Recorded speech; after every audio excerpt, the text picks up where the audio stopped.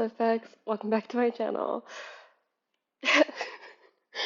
Guys, I am so both excited and dreading this video because I know that I'm just going to be sitting here for so long. Yeah, so I know the quality of this video is pretty garbage, but look, we work with what we have, okay? The production for this video was unfortunately cursed by a witch for 1,000 years because we've had so many roadblocks along the way. And I think we just have to make do. And I actually feel like the poor quality is gonna really add to the ambiance, it's gonna really enhance the vibe. So the book that we're going to be talking about today is The Atlas Complex by Olivia Blake. It is the third and final book in the Atlas Six trilogy, and well, I've been reviewing this series since the first book was self-published in whatever year that was, and I know that I always have a lot of criticism for Olivia Blake. I always have a lot to say, but ultimately the reason that I always come back to her is because I genuinely think she's so interesting and her concepts are so good and so creative and her prose is good. Like she's a very competent writer, she's very smart, she's very creative, and I really appreciate like all the concepts that she brings into her work, all the philosophy and science and religion and all these things. It's very much like within the niche of things that I would want to read, like that I would seek out. So I don't want it to seem like I don't want this video to just be like ragging on this book. Which I guess I've revealed myself that I didn't like it, but I don't want to just be like complaining about it and ragging on it. I do want to just like genuinely have a conversation about it and like do some real criticism and analysis. So that's our objective for today. And I do feel bad for Olivia Blake because this series has completely taken off on TikTok and like on book Twitter. And the original book was clearly not intended to be like this. Like it clearly was never written with the intention of being a TikTok dark academic rivals to lovers fantasy book. It is, I think, um, truly just a literary fiction book with fantasy genre elements. Like, I don't think that she was writing this with the intention of it being a mainstream success. And so I think that a big reason there is so much, this book has not been getting received very well is because people have this expectation of what they think the book should be based on how it is marketed on TikTok, and that's clearly not the way that Olivia Blake intended for the series to be received. So I don't want that to be the vibe in this video, but also that I don't think Olivia Blake is interested in writing mainstream media like that. I think that Olivia Blake really is writing within a niche, and she doesn't intend for everybody to like her book. And so not everybody will. Like it's not intended to be for everybody. I do think it's intended for me though, and it is a really interesting thing that happened to me, like specifically with this book and specifically with Olivia Blake's book, where in concept I love this book. I think, like, in concept, as I was thinking about the book to write this video, I really liked a lot of the things. I liked a lot of it. But then while I was reading it, a little bit different of a vibe. So I do want to approach this video by just like clarifying that I do think that I'm in the target audience for this book. I was not going into it expecting a like trope filled academic rivals to lovers, dark academia. Like I wasn't expecting a TikTok book going into this. I'm about to go into extreme detail for what I mean. So let's just get into that. So a super brief recap for everybody who either doesn't remember where we are or is brave enough to watch this video without having read the book or maybe any of the other ones. The Atlas Six trilogy follows six main characters who are recruited for this super secret elite magical society that is built around the Library of Alexandria, which was not actually lost but just got moved into this secret society called the Alexandrian Society. And our main characters are Nico and Libby. They are newly graduated physicists from a magic university with degrees in physics. I assume they are bachelor's degrees because of their ages, but this is not clarified. They have this really weird, like, friendship rivalry where they are very close, but they're also constantly in competition with each other, especially Libby towards Nico, feeling like she always has to be competing to be better than him. And yeah, okay, Parisa is a telepath who is hot. Her being hot is very important to the story, arguably most important character trait. She was last book researching mental health in telepaths, and because her hotness is so important, most of her relationships are based around her physical beauty, and that does result in feelings of low self-esteem and self-worth. And so she tries to rectify that by becoming powerful. And then we also have Callum, who is an empath, and he reads human emotion but struggles with his own. His powers result in him feeling isolated and perpetually unable to form real relationships, as there's always a question of to what extent his magic is influencing the relationship. So he feels like he will never have that trust with another individual, that he is not influencing the relationship. His power is basically described as like manipulating emotions, just like every other man. That's a joke for my men in the audience. Sorry, guys. We also have Reina, who is a naturalist, and her powers are to control and expedite plant life as well as generate massive amounts of energy. She was last book researching evolution of human civilizations, and in doing so, discovered that she is a god and it is her responsibility to guide humanity to the best possible course. Basically, like that gods are not higher beings at all, but that they just are different generations of Medians, which is the word for magician in this magic person in this universe. That they are Medians who are guiding humanity through the next phase of history. And then last but not least is Tristan. In the first book, our six initiates were told that they would need to kill one of the initiates in order to be fully initiated as like a final initiation rite. But at the end, Libby was kidnapped by her boyfriend Ezra, who is a time traveler. This video is gonna be so long. And he brought her to the past, and so she was in the past for the entirety of the second book. But because she got kidnapped and there were only five people, they decided not to kill anybody, which we are told the library. Oh fuck, I forgot to say they're at the Library of Alexandria. We're told that the library starts to like leech off of their life force because of this, but honestly, like in terms of physical empirical evidence of this, I think we're lacking. And so there have really not been super like consequences for this decision yet. Libby in the past decided that she needed to get back to the present, and in order to do so she had to release a massive amount of energy, and so she did so by setting off a nuclear bomb. And after doing that, she arrived back in the present in the nick of time. She killed Ezra, and she met up with Nico and Gideon, who got together. That's actually the most important thing that happens in book two is Nico and Gideon get back together. I really thought that Ezra was going to come back in this book. I really thought that he was not going to be dead.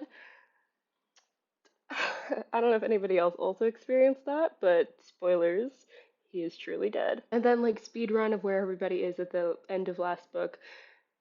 Libby is like with Nico and Gideon who are together. Dalton, the research assistant from the library, had a portion of his subconscious like boxed away, and now it has been released. I think is a good way to describe that. So he's self-actualized, I guess.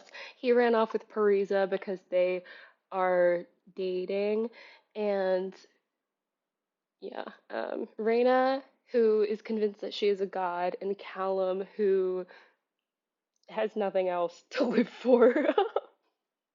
Who has nothing else in his life, run off to begin the humble work of being gods. And Atlas is the caretaker of the archives, the Atlas Six, and he's Well, we're actually going to talk about that. So just he's MIA right now.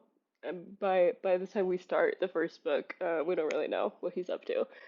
Oh yeah, and Tristan is so that's where we are when the book starts. But before I get into this book, I'm gonna deliver my thesis. Sorry, this is a very roundabout way to start the video. My thesis is I think Olivia Blake is a much better writer than she is storyteller. Her words and her concepts and her intentions are so beautiful and so creative and so interesting, but the construction and the mechanical elements I feel just don't really work all the time. And that for me is really where the story loses me. It's just that storytelling aspect. And I feel bad saying that because I know, again, she's under a lot of pressure that she definitely didn't intend to have, and that I imagine is having a really real, significant effect on the way she writes and what she writes. And I almost wish that she would be a little bit braver and really just lean into the portion of her writing that is not intended to be mainstream because that is so interesting. Like the things that she brings up are so interesting and so good. And then it kind of feels like she pulls back a little bit and she doesn't want to fully commit to these great ideas that she has. Which is sad, I think. We're gonna come back to this thesis though as the video goes on, as one does with the thesis. So you know, all the diehards can hold their comments to the end, that would be great. So the book begins with a prologue from Atlas's perspective. And it gives us a lot, actually. It goes a lot into detail of his experience as an initiate and the other 5 people in his initiate class. And Ezra was one of them. They were buddies. I really wish actually that we got more Ezra Atlas interaction before now because it feels a little bit backloaded. I think it would have been really interesting to see them, first of all, like actually interact on screen and really see that relationship building over the course of the series. But to have it told in flashbacks and like to have so much of it be told in this final book really makes it difficult to I don't know, it's just kind of difficult to take in all at once and to allow that to affect my understanding of the story because it feels like something that should already be established. We do learn that Ezra's power works based off of wormholes. So Ezra is a time traveler, and I actually in my first video about the Atlas 6 had a lot to say about the use of wormholes in the Atlas 6 book because it was wrong, but I actually really like this. It definitely feels a little bit retconny, but I actually really do like this rewrite because it makes sense and I think it fits the vibe and I think that it fits, the plot really well. And it it kind of feels like Olivia Blake saw me ranting about wormholes and she did this for me. It kind of feels like Olivia Blake is flirting with me. In which case, like, I'm free on Tuesday. So the book is broken up into parts that are named after branches of philosophy. So for each part, I'm going to give you the name, the beliefs of that philosophy, and the criticism for that philosophy, so that we can have it in mind as we go through the story. Part one, existentialism. Existentialism is a belief that everyone is a free and responsible agent determining their own development through acts of will. Essentially, existentialism argues that there is no intrinsic meaning or purpose in life. We have to make those things for ourselves. Critics point out that existentialism may lead to feelings of hopelessness and dread, drive people to complacency or inaction, and promote individuality to the point of being detrimental to community and empathy. And of course, there are also religious arguments against existentialism. So we start off basically exactly where the last book left off, which is why I gave you my very helpful recap, I hope. And we're with Nico and Gideon. They have just gotten into this big fight in Paris. Ezra's dead. A bunch of like the forum is the enemy organization. The forum assassins are dead, and they go home. They're going home, and then they get a call from HR, Sharon. Love Sharon, the HR lady. And hang on. I was immediately a little bit frustrated because Nico is reflecting on his time in the Alexandrian society, and he says that he's not sure what he expected from it. And to me, as a reader, I feel like this is really reminiscent of a lot of the issues that I've had with the series in the past, which is just that there's this lack of motivation and lack of intention in a lot of the characters' actions. There is just kind of a vagueness to everyone being where they're at and doing what they are doing. Because it's just like we're here and things are happening. And it actually is the same problem that I had with Masters of Death, another Olivia Blake book, if you've got got a couple spare hours to watch that video too, because it just feels like if we don't have expectations, then why are we here? And the thing is, Nico does have a goal going into the Alexandrian society, so he should have expectation. We know that he joins the Alexandrian society because he's trying to help Gideon. And so his expectation, at the very least, should be that he is in a better position now to help Gideon than he was when he started. His expectation should be that he has either more resources than he did, or that he has failed to, like, he does have a goal. His expectation should have been that either he will be able to help Gideon or he will not. Either he will achieve this goal or he will fail to achieve this goal. So I don't know why I don't know why we just like ignore that because it's so much weaker this way. Like it's so much weaker to say that he went in here with no expectations. He didn't even know what he was getting himself into. And like look, yeah, there is some merit there saying like this is some crazy ancient society. Who knows what they will be able what he will experience in this. But joining the Library of Alexandria is not a a spring break weekend in Miami Beach that he spends blacked out. Like he should have gone in here with some level of expectation because he did go in with a goal. So immediately I'm annoyed, but let's let's just continue. I think this time, especially since like this is the first time in the series that he has been separated from the Alexandrian Society. He is now leaving the house. Oh, I forgot to say in my recap. They're all getting kicked out of the house because their 2 years are up. The five of them have been fully initiated, and now they must return to their lives. So this is the first time that Nico is going back to the real world, and I think it would be interesting to see him reflect on how his views and how his magic has changed within those 2 years, how his relationships have changed, what he got from the society, not necessarily um like his satisfaction. Is he satisfied with the time that he spent in the society? Because if he didn't have any expectations, it's hard to know if he's satisfied.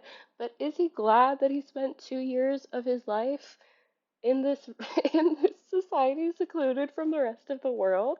I don't know, because he didn't have any expectation going in. But anyway, they get called into HR, and Gideon almost gets in trouble because of the events of the last book where they had to kill 3 people. The the weight of that is not explored at all. Anyway, um, and Nico convinces HR lady Sharon that she should give Gideon a job in the archives in the Library of Alexandria so that he is like protected from the law because Gideon is not a member of the Alexandrian Society, so they're not going to help him um, if the Parisian police come after him. And Sharon says fine.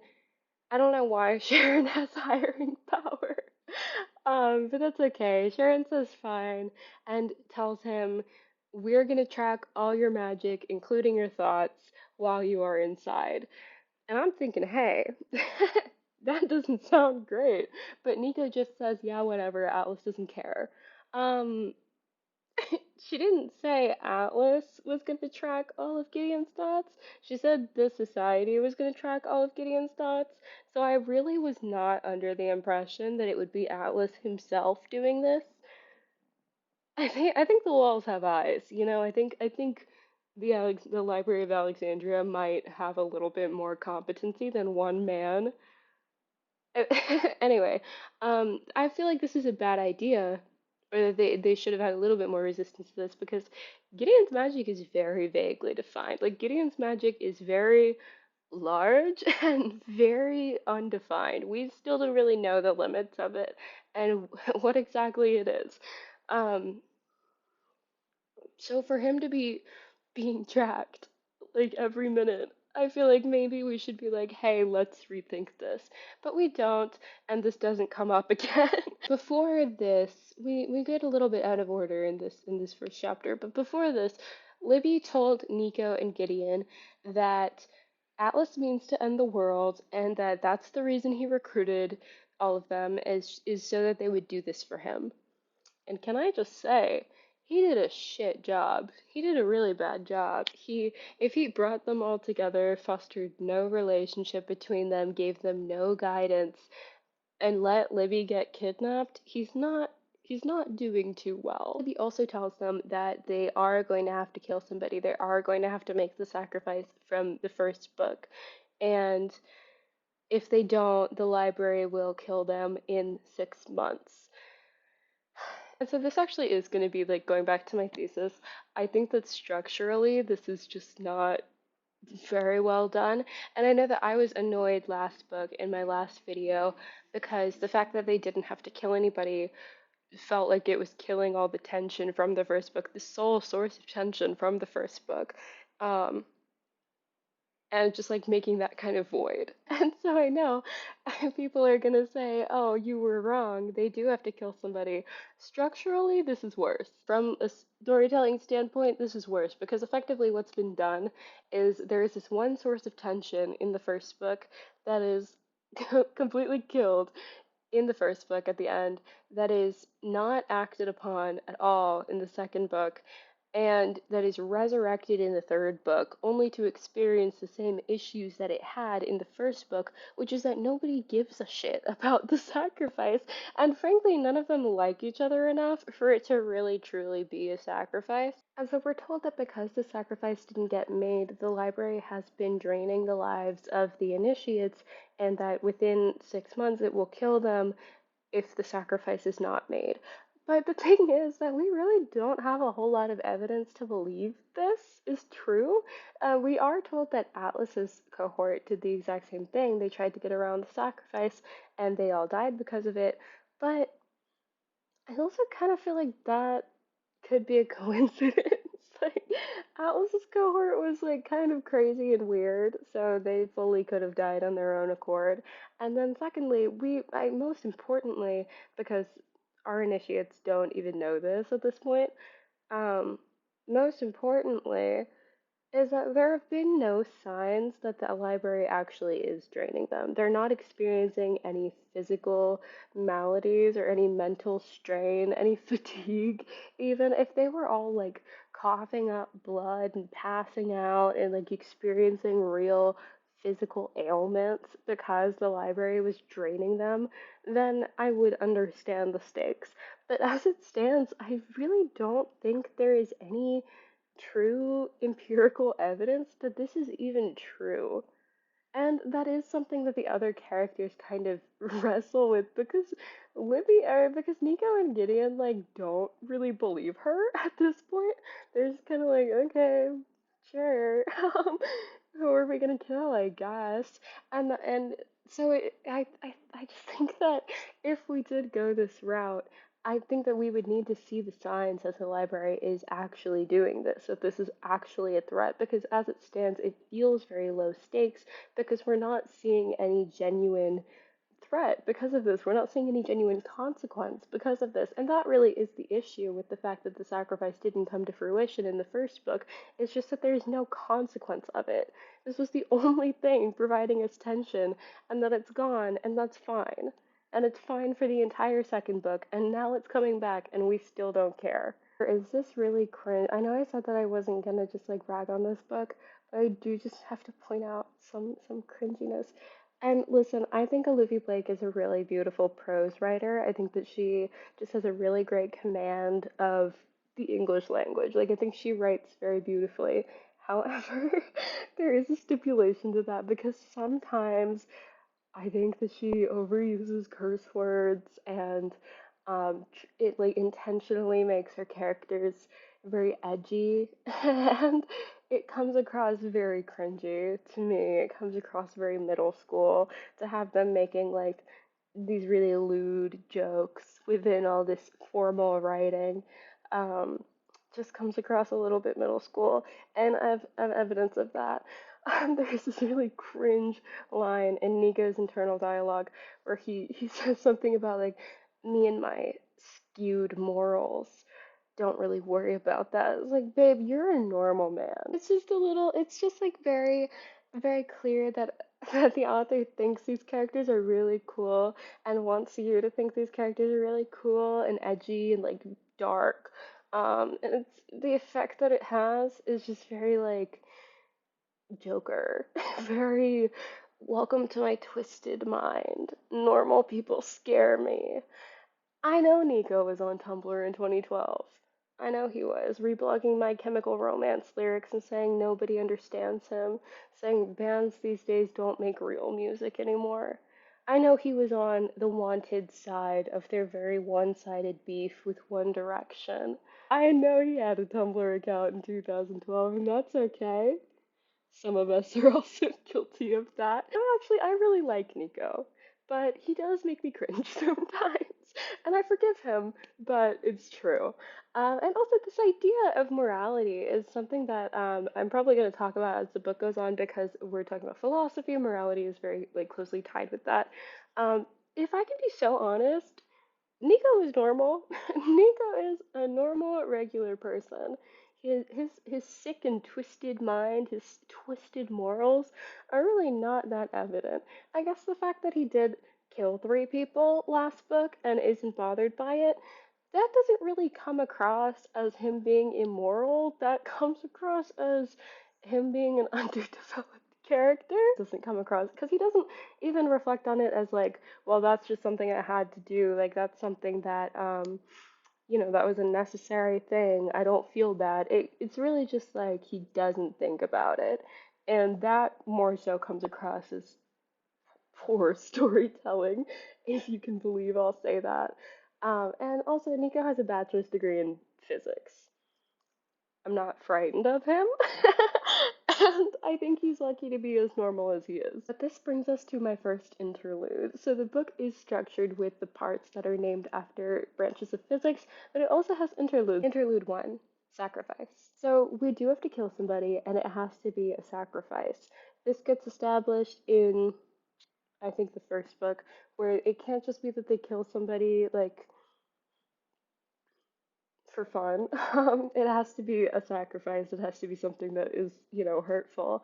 Um, if I was the archives, I would be sweating because none of these people like each other enough for it to be a sacrifice. Actually, no, that's actually wrong. The archives don't tell them that they have to kill somebody. They just find out very early on in the book, at varying degrees in the book. But they are told immediately that five of the members are going to be initiated and one will not be. So, like, what did you think was going to happen? Think you're just gonna go home after a full calendar year in the most secret organization in the world? No. Atlas has a sniper rifle on the roof. He's he's gonna give you like a drink for the road. It's rat poison. But that said, here is my preliminary assessment of who should be the sacrificed. And this is something that I wrote at the beginning when I was as I was reading the book before I had read the ending. Um, and so this is just going into it, going forward. This is how I think the sacrifice should be done. And I stand by this assessment actually. Number one, Callum. I honestly think the moment has passed. They were gonna kill Callum in the first book when he still sucked and everybody hated him except for Tristan, who has bad taste in men, which is something we are all guilty of, I think. But so it felt vindicating to the audience. It felt exciting that Callum was potentially gonna die because we also kind of wanted Callum to die. But now he's really mellowed out. He's actually like one of my favorite characters now. He's just like kind of silly and depressed and self-destructive. And it wouldn't really feel satisfying anymore if he were sacrificed.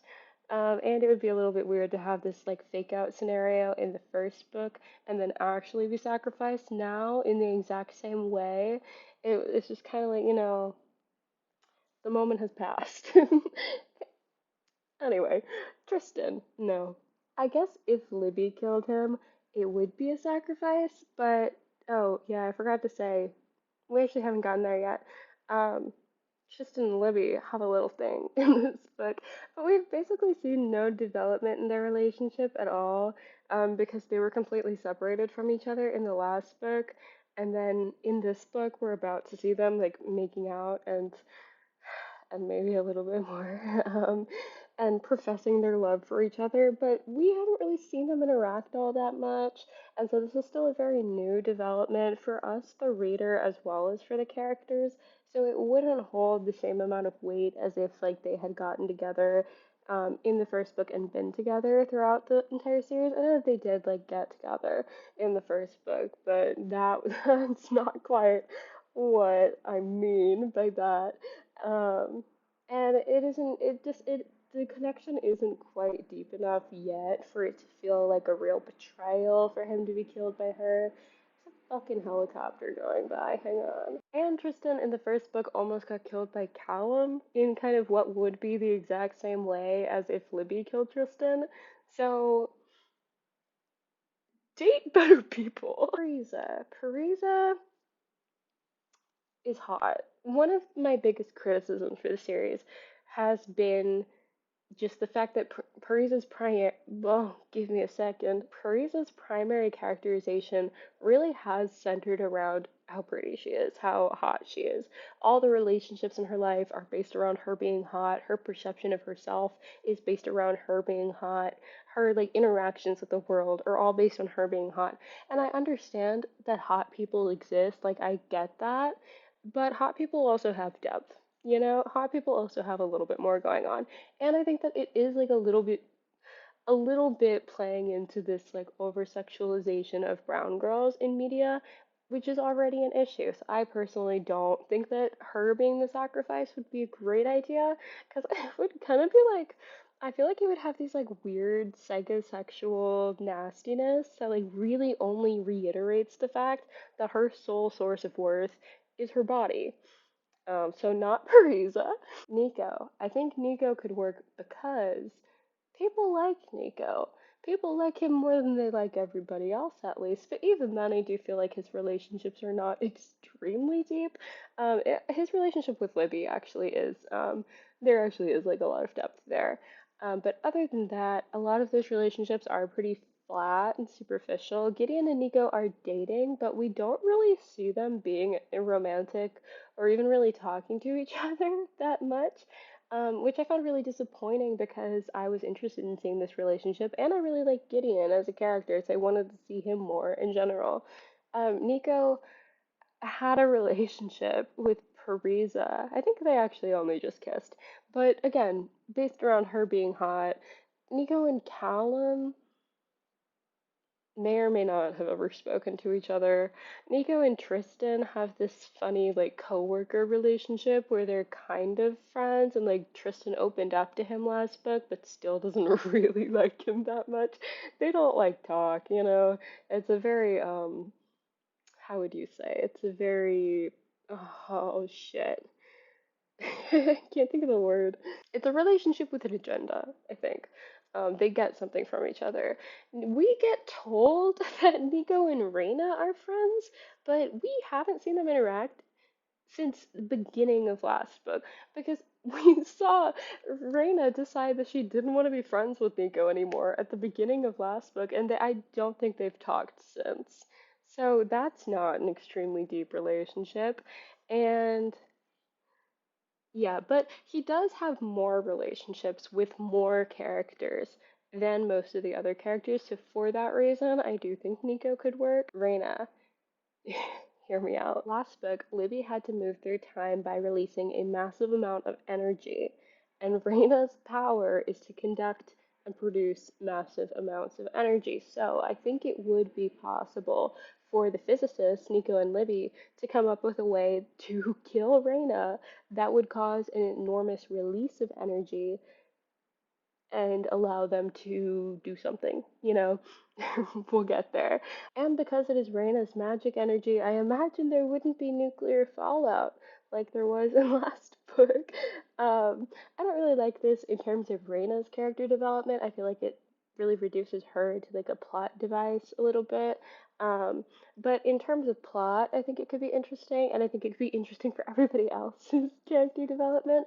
And maybe she could have some agency within this if she could embrace the act of being a god as necessary sacrifice. You could see it as a form of godhood, as this like enormous sacrifice of herself for the greater good, like a religious martyr or Jesus. I think Livy could work in two ways. Number one, actually is get does get brought up in the book later on. Um, so we'll talk about that one first. Number one first, Parisa says that they should kill Libby because she's so good and moral that it would be a sacrifice of sorts. And I think that would be, it works in terms of like very heavy-handed symbolism of the group ultimately rejecting morality and embracing how much they are bad people. But on another more real and more truthful note, this has never computed for me because honestly, Libby being this morally good, morally upstanding, like good girl just never really worked for me. Libby is very self-involved, and we've seen Libby be self-involved, and Loki, like, she doesn't really seem nice.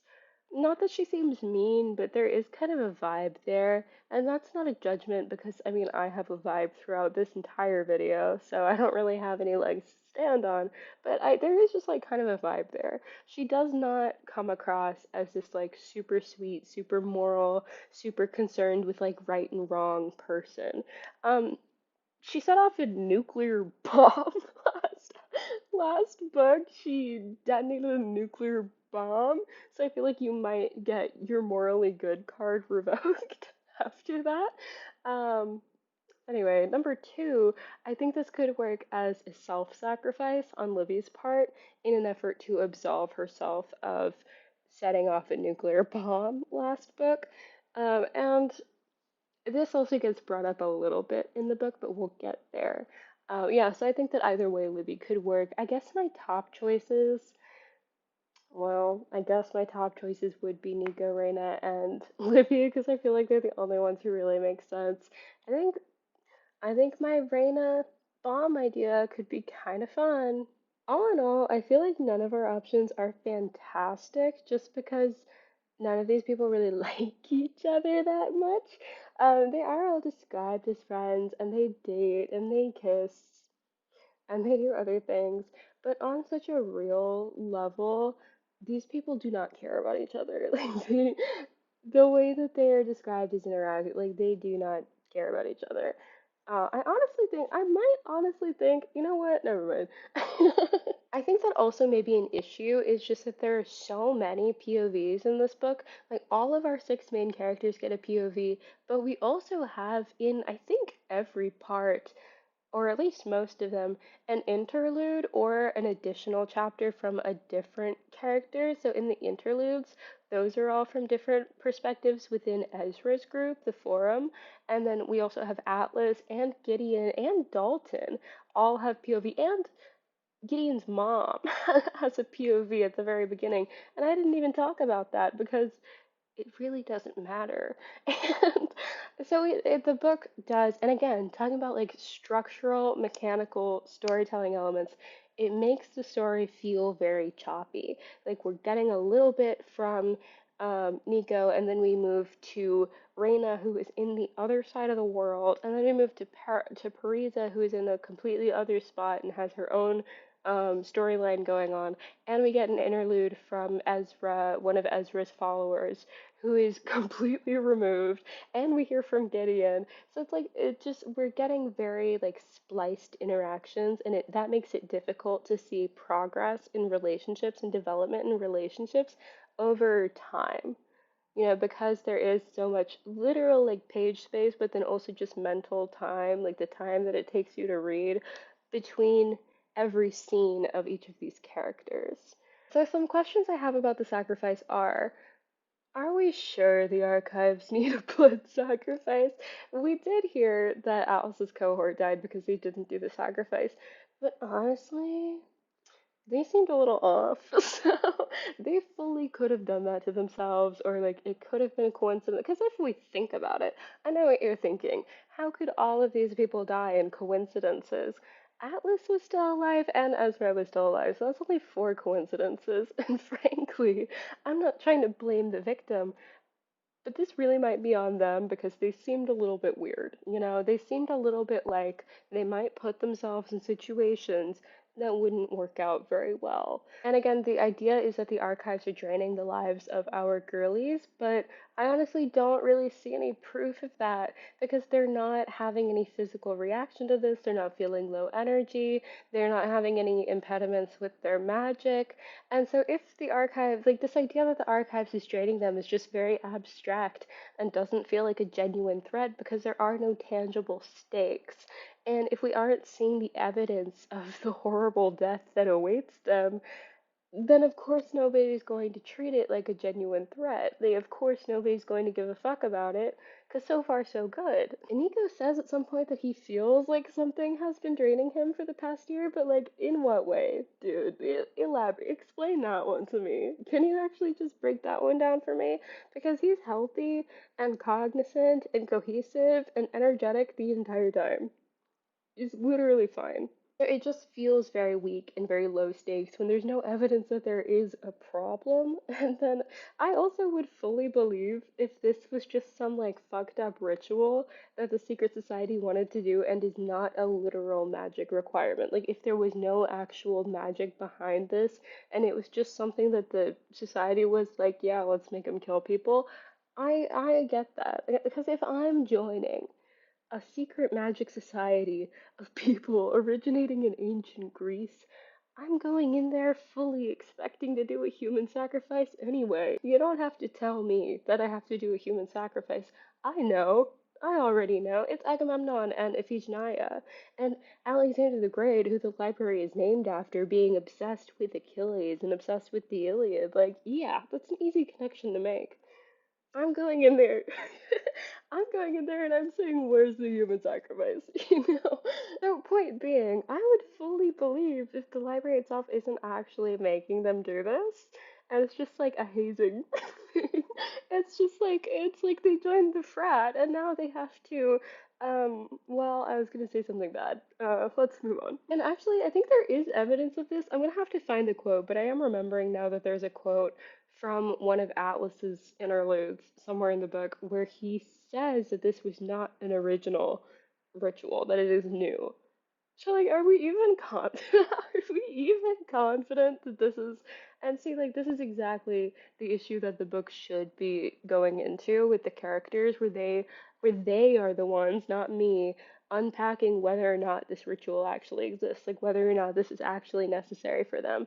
Because the way that they treat it is that they just ignore it, they don't want to talk about it, they're not really worried about it. But it would be really interesting to see them actually like go through the records of the archives and say like, okay, where did this ritual originate from? Is it backed magically? Like, do we actually know what spell or what magic is behind this, or is it just a hazing ritual? Do we actually know like what will be the consequences of this, and do we have evidence of it? Because we know that Atlas's cohort died, but do we have evidence to prove that it was the library? And like I think that would be so interesting if the characters actually like dove deep into the history of the archives, into like every cohort of the past, and saw what they did and what happened if they didn't do it. And and I mean, it is like a magical library. It must have some kind of record of how this ritual works, right? Like, oh my god, it's getting really hot in this room. Back to existentialism. Wow, I butchered that word. I cannot believe how long I've been filming already, and I'm on the first part.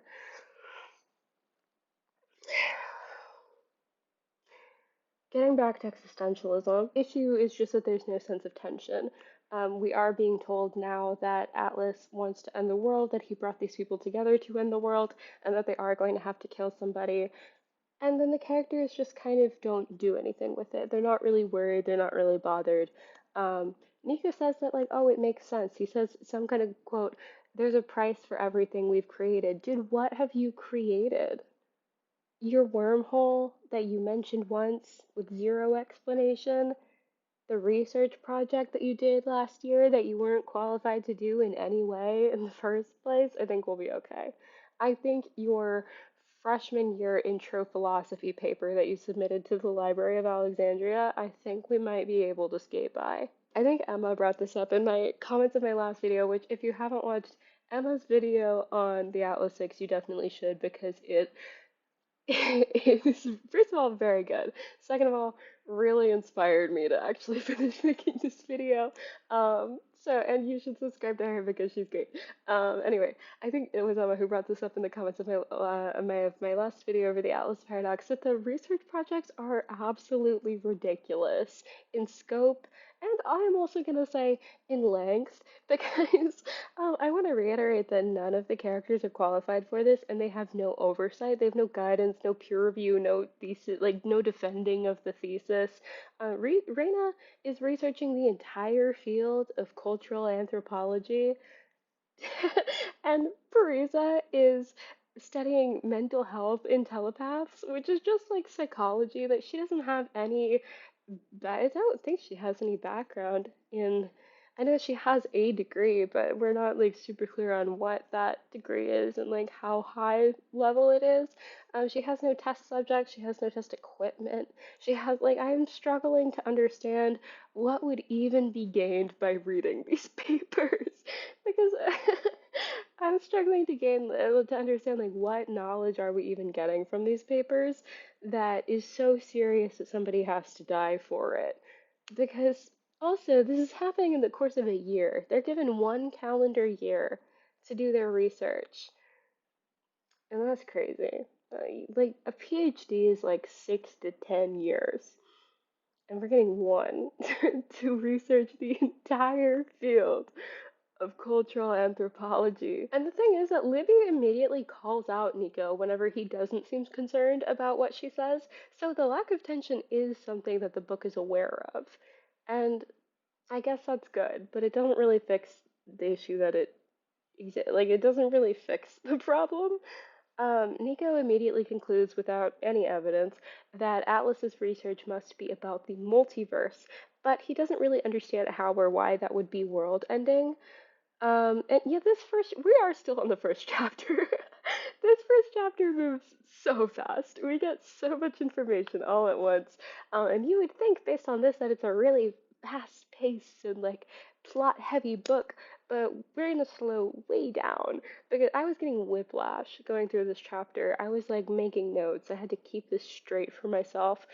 We're gonna slow way down. But I do like this evolution to the multiverse. I think it makes sense because we have all of our like magic powers that we've discussed are like time and gravity and collective unconscious evolution of society. I can definitely see how all of that comes together to be under the umbrella of the multiverse, and I like that. Anyway, Libby says that they should all just continue working with the archives in order to avoid their fate and hopefully prolong, how long they have until the archives kill them. Um, anyway, Tristan has taken over Dalton's job as like a research assistant in the Alexandrian in the library, and I do kind of struggle to see him in this role, but it's okay. So Libby goes over to him, and she doesn't want to go back into her old room because she got kidnapped from there, so very valid. So Tristan lets her borrow some of his clothes, and she comes out wearing his shirt and his boxers. Girl. Like by the end of this chapter, they're like professing their feelings for each other, and okay, okay. Um, she's been through a lot, so she can have whoever she wants. Something that did get pointed out when I was reading through other people's reviews of this book was the way that the couples are treated differently. Like, Libby and Tristan have multiple semi-explicit scenes, and they're professing their feelings for each other, and it's treated very seriously and very adult. And Nico and Gideon don't really have any of that. Um, like they have little like moments where they are nice to each other and they talk about how they've kissed before. I think like they kiss a couple times, but in like a cutesy way, not really in like a passionate, like we're about a way that that Libby and Tristan do. So I think it is like fair to say that the straight couples are being treated a little more seriously and are treated like a little bit more like adult relationships. Like this chapter is just very like romantic and hot and will they, won't they? And even before they admit anything to each other, it's just like very very like sexual tension chapter. And Nico and Gideon have never gotten that. Nico calls Gideon his friend in the first chapter. And yeah, it's like they're talking to Sharon during this, but is I'm sorry, is Sharon a homophobe? Is Sharon homophobic? Because like why are we calling each other friend if we just if we what is Sharon gonna do? I'm this the Alexandrian society originated in ancient Greece. They really don't have any room to be homophobic, and we have never got this level of intimacy, not just physical intimacy, but also just like emotional intimacy between Nico and Gideon, which is really disappointing because I really like Nico and I like Gideon, and I like I think Gideon is such an interesting character, and it would have been really interesting to see more of them emotionally connecting, even just like talking about their feelings. I think it would have been, anyway. Hedonism.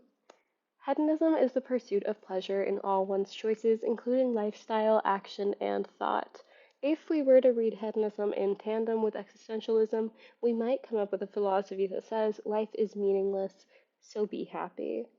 But there is also a psychological branch of hedonism that argues humans always choose their actions based on what will be most desirable to them. But because these actions are chosen based on perceived pleasurability, the outcome is not always positive or as positive as the outcome of a different action would have been. Critics point out that there are plenty of cases of people putting the needs or desires of others ahead of their own, and there are plenty of cases of people allowing or doing harm to themselves for a greater cause, such as parents prioritizing their kids, or in more extreme circumstances, religious leaders allowing themselves to be murdered. In this part, we first check in with Callum and Raina, and they're my favorite duo. They remain to be my favorite duo. I think they are really fun and really funny together. I like this snarky kind of I hate you, but you're my bestie vibe that we have going on. And like purely platonic, by the way. Callum is currently plotting revenge against Tristan, who he hates, but it is immediately obvious that what he actually wants is to be with Tristan. And there's this one Tumblr post that I think sums it up really well that I'll put up on the screen. And so, in order to achieve this goal, he is buddying up with Tristan's sister, and Reina is immediately like, "This is weird. this this is not communicating the message you intend. This is weird." And I love their dynamic. I think they're so funny. Callum's sister, Tristan's sister is also gay, so it truly like there's nothing. I don't think we ever thought there was something bad here, but there's not. Like Callum and Raina are doing their bullshit completely separate from anybody else or anything else that's going on. And I do feel the need to tell you that at this point we're 23% of the way through the book. So what are we doing? What is going on? And this is about I was pretty much I was enjoying the first part of this book. Getting reacquainted with these characters, seeing them in new circumstances. But it was at this point that I was looking at like, along the bottom, the percentage of the way through the book that I was, and I was thinking to myself, that's a lot. That's a lot for the amount of things that have happened. Because what is the overarching plot? Like, where are we going? Because this is the final book in a trilogy, and it kind of feels like we're not going towards anything. And again, I love literary fiction. I love character-driven books. I like listening to people talk. This is the third book in a trilogy, though, and we're a fourth of the way in, and it's really like I structurally, again, from a storytelling standpoint, at this point we should know what the book is about. Like, we should know where we're going with these characters. And just a little sidebar, this is my first time truly internalizing and understanding the fact that Callum is a blonde. And it really does. I want you to look at me. I'm being so serious. It really does break my immersion. It really is difficult for me to suspend my disbelief on that. I just feel like he would box diet. I feel like, you know what I would have liked to see is him sitting on the floor and Raina sitting in the chair behind him, touching up his roots, getting the black box dye in there. That would be cute. That would be fun. Anyway, so we go back to Libby and Nico. They're back on their bullshit. In Libby's chapter in this section, she is reading a manuscript in which some member of the society had discovered Planck's constant 1,000 years ago. But she doesn't explain why she's doing this or like how it relates to anything. And it kind of reminds me of this one like Wattpad fanfiction that I read when I was 13. Um, and there was like a smart character, and the narrator was like, he is doing math. Okay, why? What kind of math? Just to like show that they're smart, I guess. Like Livy is so smart. She's reading about Planck's constant. Okay, what about it? Planck's constant is used to calculate behavior of photons using the equation energy equals Planck's constant times wave frequency.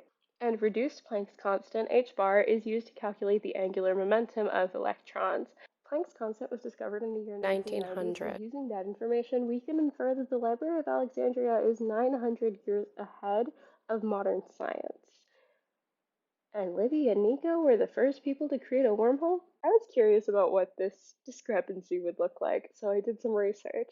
And if we assume that the Library of Alexandria is 900 years or 1,000 years advanced from where modern science is at any given time based on like the trajectory of their science. And actually, I do want to back up on that because I feel like the Library of Alexandria would not follow the same trajectory as modern science, and they would actually advance a lot faster. So if they discovered Planck's constant 1,000 years before 1,000 years ago, I would think they are exponentially ahead of where we are by now. Planck's constant is also a hapax legomenon, a term that I learned recently, so I'm going to use now, which refers to a word or phrase that is only used once within a body of work.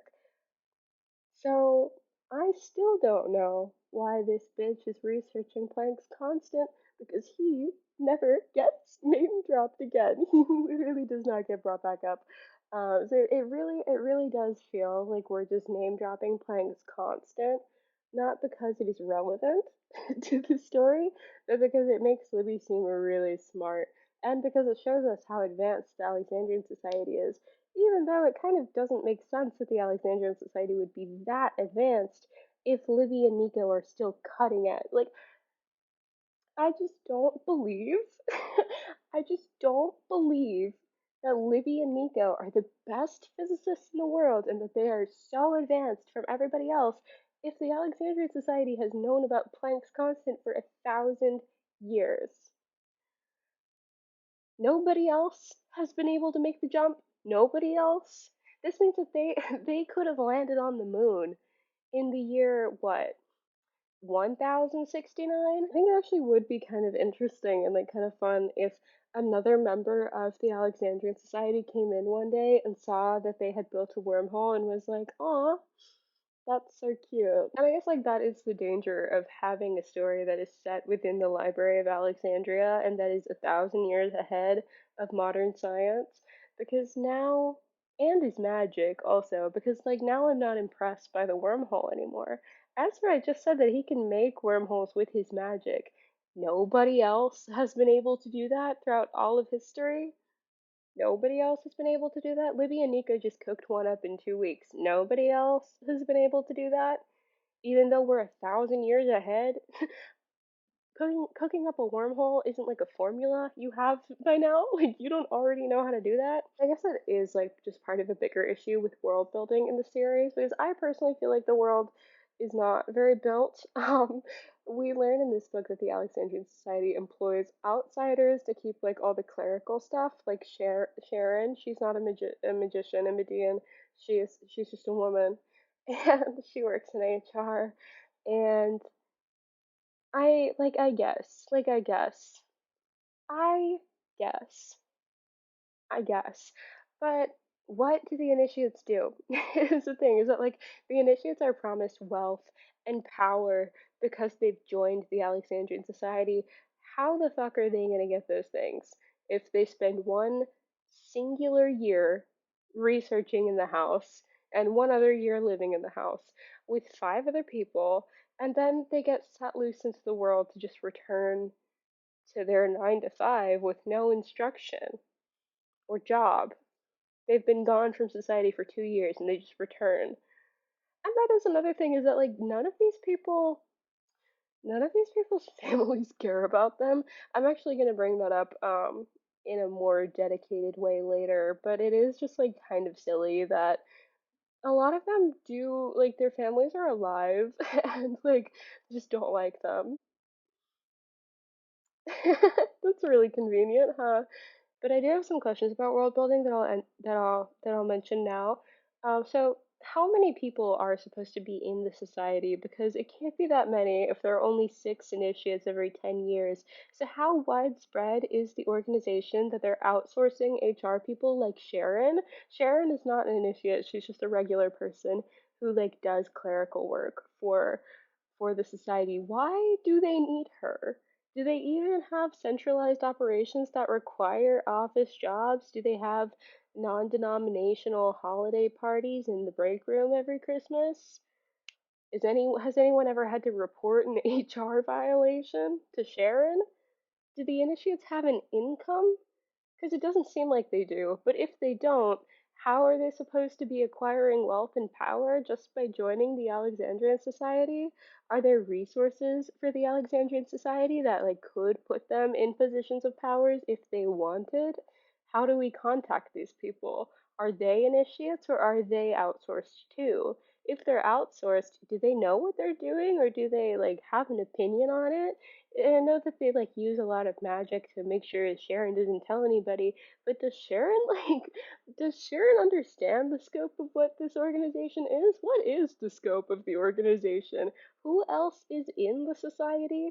We're like given kind of this understanding that like the Alexandrian Society has been working in the background of like all of time and that they're secretly like, are they like secretly pulling the strings in a lot of history? Because why did they make it happen the way that it did? And also, if they discovered Planck's constant 1,000 years ago, I would definitely believe that these people are immortal. Like, I would fully believe, and actually this is going to come up at the end of the video too, that I would fully believe that they've found some kind of like anti-aging cure. And if they're not immortal, oh my god, I've been talking for so long. If they're not immortal, they're like 600 years old. So how many initiates are in the Alexandrian Society at a time? Because even like within the past 30 years, that's only oh wait, it's actually 15. I was gonna say 18. 15 because we killed 3 of them. 15 people in 30 years. Like, that's not a large organization. How are they acquiring money and power if there's so few of them? Are they in charge of countries? Like, are they involved in politics? Or are they just like generationally wealthy, like most of our characters? Is it a coincidence that they have wealth and power, honestly? Because it doesn't really seem like the Alexandrian Society is going to give it to them. Which brings me to Interlude 2, the Alexandrian Society versus the Forum. Part 1. Throughout the book, we're getting interludes from people within the Forum, so this is my interlude about the Forum. The Alexandrian Society is an elite society of magic users who have preserved the knowledge of the Library of Alexandria for thousands of years. The knowledge is protected and secret. The Forum strives to overthrow the Alexandrian Society and make this knowledge public, believing that the society is immoral, elitist, hoarding, and in a word, bad. And here's the thing, they're right. Issues of class and privilege have been mentioned, but not in any truly meaningful way, which is weird to me, and I have a whole explanation, so just let me give my background and then I'll deliver the, the conclusion at the end. The Alexandrian society is hoarding knowledge that could drastically improve society. Thousands of years of medical, political, anthropological, and scientific research conducted by the best Medians with the most resources are being stored in the archives with seemingly no usage. Because we're never told what the archives does with this information other than storing it, I do kind of assume that nothing is done with it, that it is just a library and it goes and sits in the library and is not pulled out except for further research purposes. In real life and movies and books, sometimes there is debate about who should have what knowledge. Is it safe for the public to know super confidential information? Should we declassify all these documents? Something the government does every so often is there's this conversation about should we declassify this issue? Can the public handle it?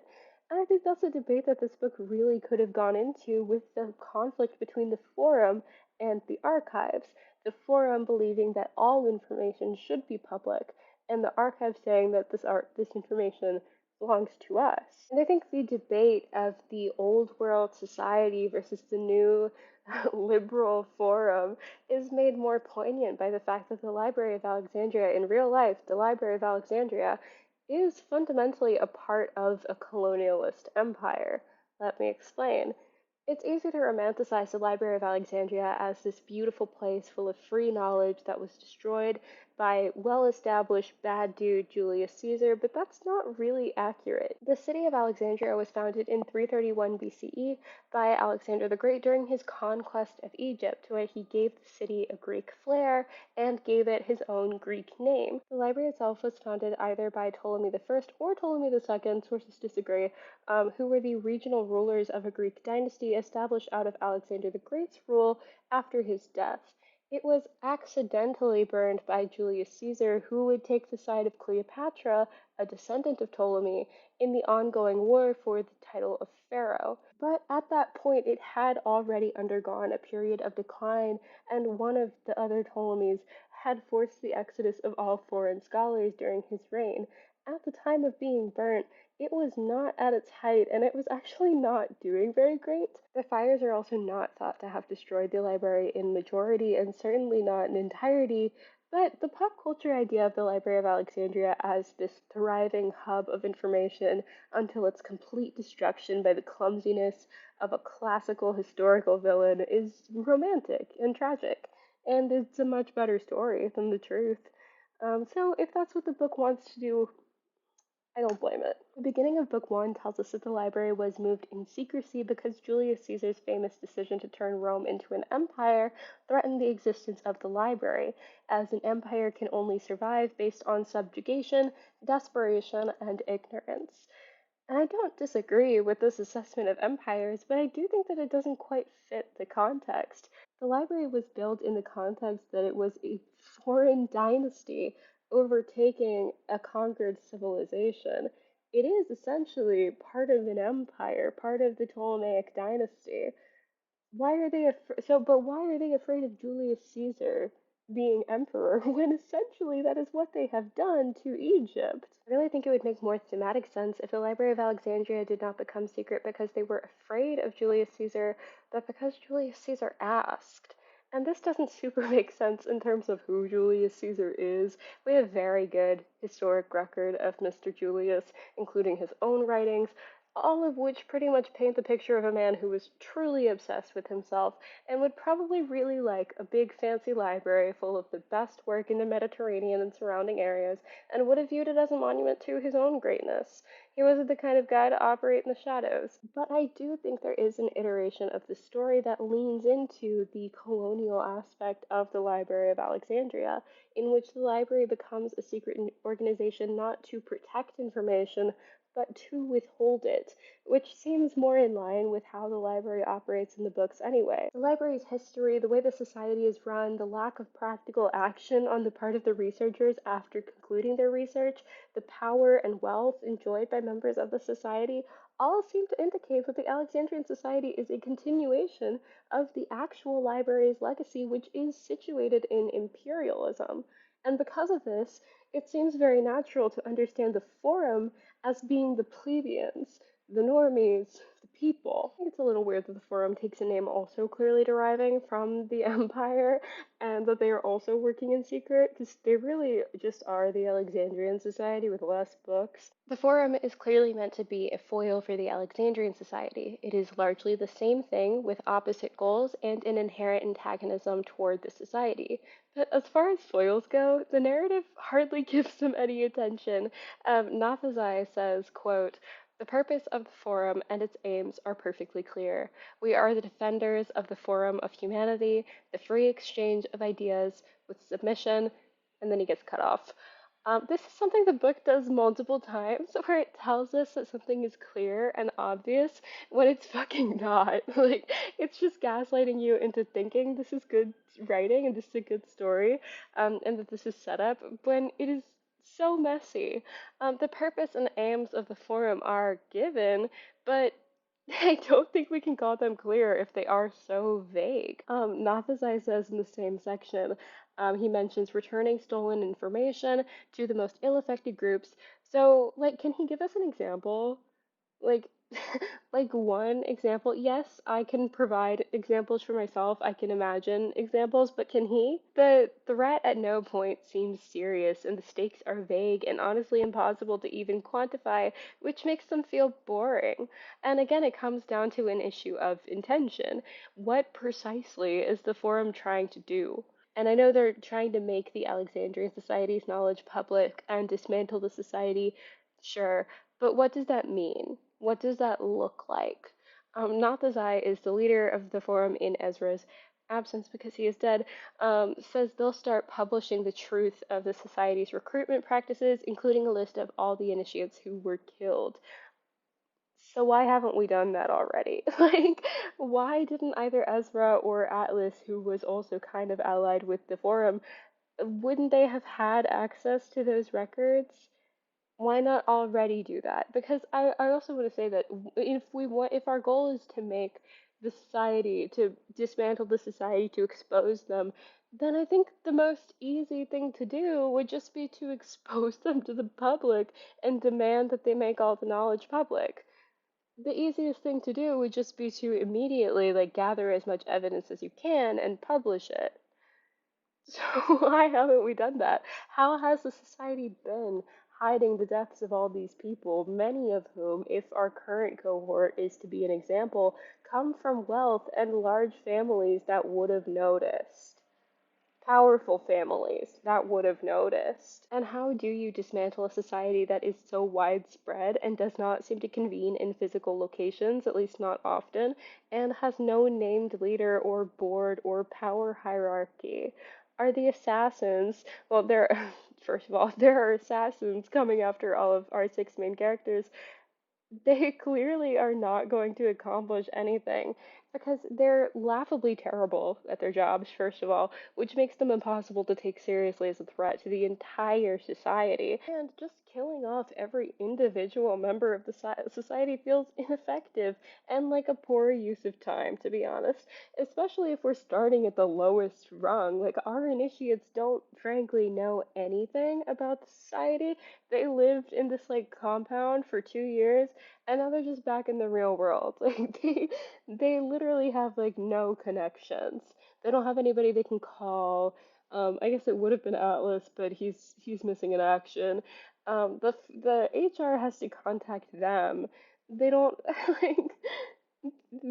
There's got to be a more economical way to do this. And from the forum's perspective, what change are you trying to accomplish by dismantling the society? I would think that they are in some way influencing governments or other power structures.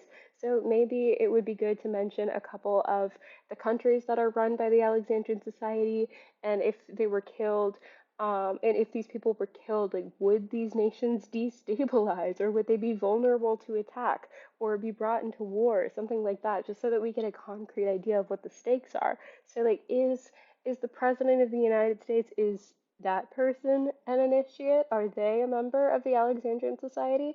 And if we suddenly assassinate every member of the Alexandrian Society, What does that do to the government? That would not be great if, like, all of a sudden a bunch of world leaders got assassinated, and it would probably have pretty significant repercussions. And it's just like stakes is something that Olivia Blake seems to struggle with in general. It's been a consistent issue in this series and then also in Masters of Death. We're given these vague threats that are too abstract to really mean anything and that really defeat any tension that might exist. And even just on a practical level, how do we make the archives public? Does it all go into a single building, possibly in modern Alexandria like it was in the past? Because some of this research was ancient and was acquired by the Ptolemies. Some of it was brought in from other countries. And the initiates throughout the years have all been from all over the world. So, do we send it back to their native country or do we bring it back to Alexandria? What about the work that was written before the Alexandrian society was established? Do those people remain in the Library of Alexandria or do those people go back to their native country? Does the Greek stuff go back to Greece and Egyptian stuff remain in Egypt? Do we make copies and do both? Do we digitize?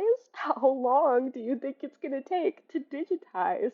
The library is described as working like an AI, which, while not conscious, does suggest that in some way it is aware of its library in coding terms, its library.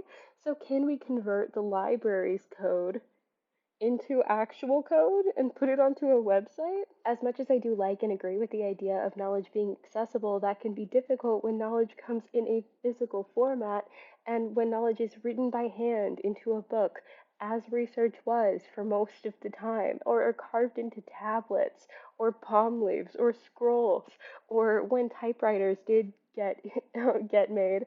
When the research is typed into a single edition without copies, because why would you make copies if it's not being mass produced? And so, what I'm getting at is that the goals of the forum just don't feel fully realized, and that it makes that difficult to take them seriously or to really understand them. They can have these grandiose major goals, but without methodology and without intention, it's just foggy and intangible. Maybe the author is trying to show that the forum is overcommitted to an underdeveloped goal, but I don't know if I like that because then it kind of has this weird implication that the people who do have the goal of making knowledge accessible are not intelligent enough to do so, which I don't think is the point of the book at all. I actually work in a special collections and rare book slash manuscript section of a library right now, and there's thousands of historic and rare items, and a lot of things are not digitized. And I do have to say that, like, even though this is a free and open resource, it isn't necessarily accessible to the public. You have to be in the right physical area, you have to be in the city that the library is located, or you have to have means to get there. You have to be able to show up within working hours because we're only open 9 to 5, which is the same as everybody else's working hours, so you have to not be at your job. You also have to request documents ahead of time, so you have to know what you're looking for. And of course, language is a really big barrier because even if you're reading within your native language, older dialects can be really difficult to understand, and academic texts can be really dense and really difficult to understand, especially if you don't have a background in that area. It would be really good if, in addition to making the archives public, there were just a couple of concrete things that the forum wanted to do with the content of the library. Here are some ideas that I wrote down. Maybe the archives hold the cure to cancer, or reveal sensitive information about a corrupt government.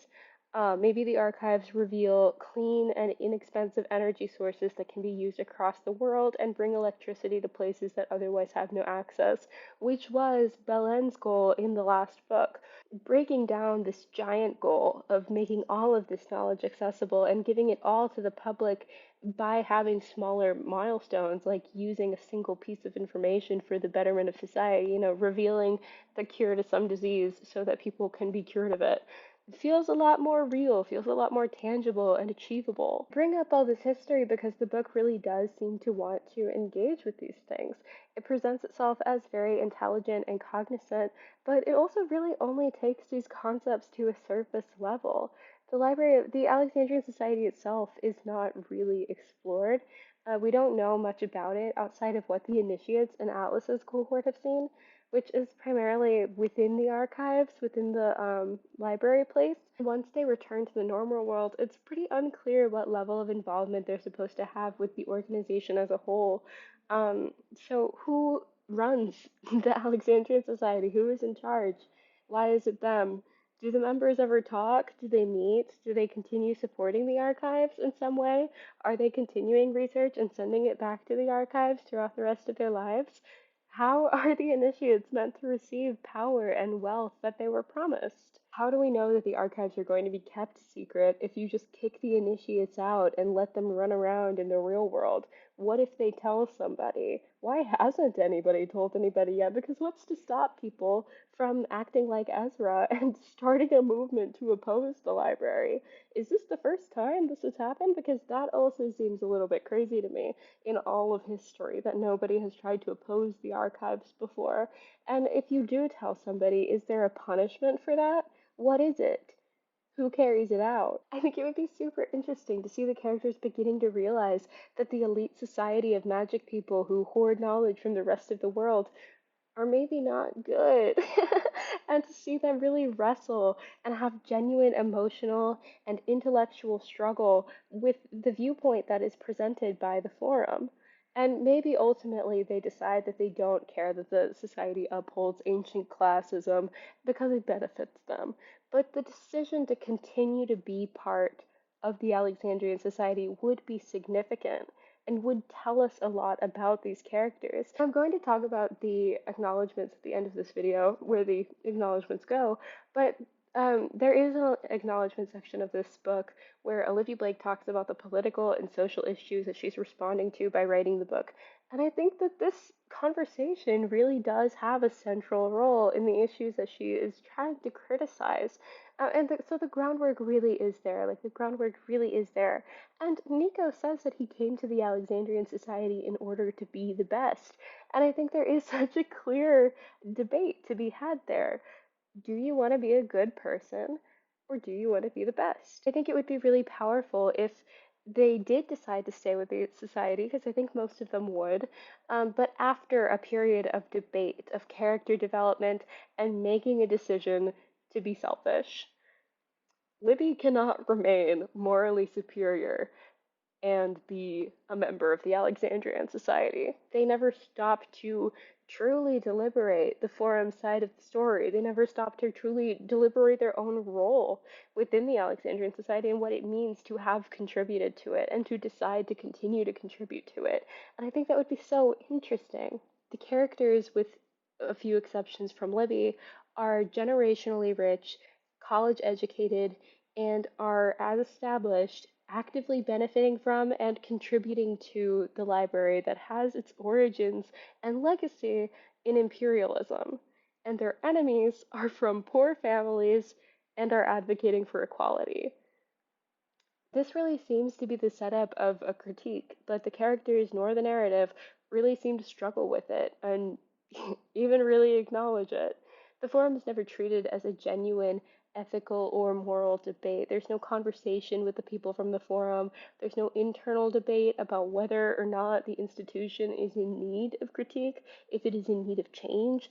The characters don't consider the grievances that the forum has, which is probably because those grievances are very vague. I think it would have been really interesting, and I'm not trying to be too revisionist, but I think it would have been really interesting if all of the main characters came from nothing. Because, like, Tristan joins the Alexandrian Society for power and wealth and money, but he has it. And wouldn't that motivation mean a lot more from a character who didn't?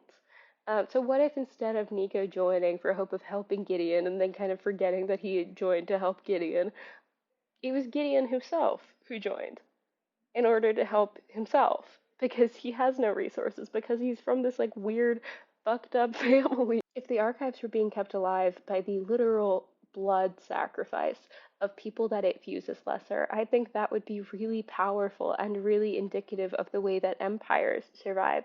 Because the book one told us that empires survive based on subjugation, desperation, and ignorance. But aren't we forgetting exploitation? Isn't that one of the biggest ones? Because Rome, Greece, and Egypt, all three of the civilizations that I've mentioned, had slavery. So I think this would also bring a level of realism to the fact that the initiates disappear for 2 years at a time, every 10 years without any contact with the outside world, basically, and a sixth of them never return. If the archives were purposefully targeting disenfranchised groups, that disappearance would very closely mirror how the real world often treats death and disappearance of marginalized groups. I'm thinking especially of Native women who go missing and experience violence at enormously disproportionate rates and who are very ill protected by law because of the legacy that colonialism has on reservations. And especially in the past, when Native kids were taken from their families and forced to assimilate into colonial society, some of whom would die or otherwise not be able to return. The shift from imperialist origins to modern imperialism feels very natural for the Alexandrian society. And dark academia, I personally think, does have the intention of critiquing the institution of academia. And we've seen that in Babel and The Secret History and If We Were Villains, and oh my God, whatever the hell that book by Lee Bardugo is, with the girl who can see dead people, I don't know what it's called. Um, I reviewed it on this channel, but this book has the perfect setup for it. The book has the perfect setup for it. It is such a good premise to really critique imperialism in academia. And I think it would really elevate the quality of the work. It would add intention and thought process, and it would really like drive home a lot of this philosophy and conversation that the book is really trying to have by like tying it to real world issues. And maybe that is my issue with the philosophy and morality of the book, is that it really just kind of reads as angst. It really just comes across as the angry ranting of my 14-year-old self writing notes app poetry when the groundwork is there. Like the groundwork really is there for something that is genuinely so creative and so interesting and so good. And like this is not just coming from me. This is not just like my personal politics coming through in the book because in Olivia Blake's acknowledgements she talks about the politics that informed this book, and this really seems to be what she is basing the book off of. And I think the book just completely misses. The book could ultimately ask the reader how many great men, how many great empires, how many great institutions would still be great if they didn't step on people to get there. To wrap up hedonism, um, first of all, I do just want to mention that the limits and abilities of all the magic within the book is extremely ill-defined, and like it's not really clear what magic is or where it comes from or what it is and is not able to do and what each person's personal magic is and is not able to do. So that's just a running critique that I have. But as far as plot, Parisa's husband is dead. Oh no. The guy that we heard from once on the phone. It can't be. No. She goes and she talks to my girl Sharon, who is apparently the only person working. She's the only person clocking in hours for the Alexandrian Society. And she says to Parisa, like, okay, I'll put down in your file that you were on an entrepreneurial venture and we'll check in on you in a year. Okay, Sharon. Like, what the fuck does the Alexandrian Society actually do? What, what's your job, Sharon? What are you doing? Anyway, Dalton has this chapter at the end of this section where we see from his perspective how fractured and disjointed his mind is, and I really like this chapter. I think it's really cool. And here's the thing. Here's the thing, is that like Olivia Blake's writing is so good. Like when it's good, it's great and when it's not good. I'm sensing some Atlas slash Ezra versus Nico slash Libby parallels, and I like this in concept. That's kind of what I was talking about earlier when I said that in concept, I love this book. I love Olivia Blake's work. In concept, I really love this. But in execution, on a construction level, I think now is a weird time to introduce these parallels, since Ezra and Atlas are both entirely absent from the book, and all we hear about them is in flashbacks, despite both of them being major characters throughout the entire series. And I think it would have been really interesting to see them actually interacting with each other on the page and to see their like the remnants of their friendship, I guess, like having genuine effects on them as the plot continues. Before this point, um, I'm really embarrassingly thinking of thinking of the Gojo past arc from JJK, which is my favorite arc in the whole series. They're like it's so good. We could have done something like that with I think that would have actually been like an excellent starting point for this vibe in this book.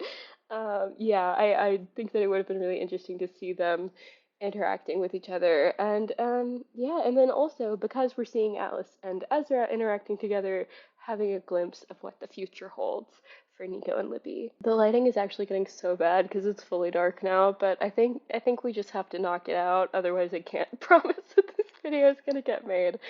So, interlude 3, tragedy. It really seems to me like this book was meant to be written as a tragedy.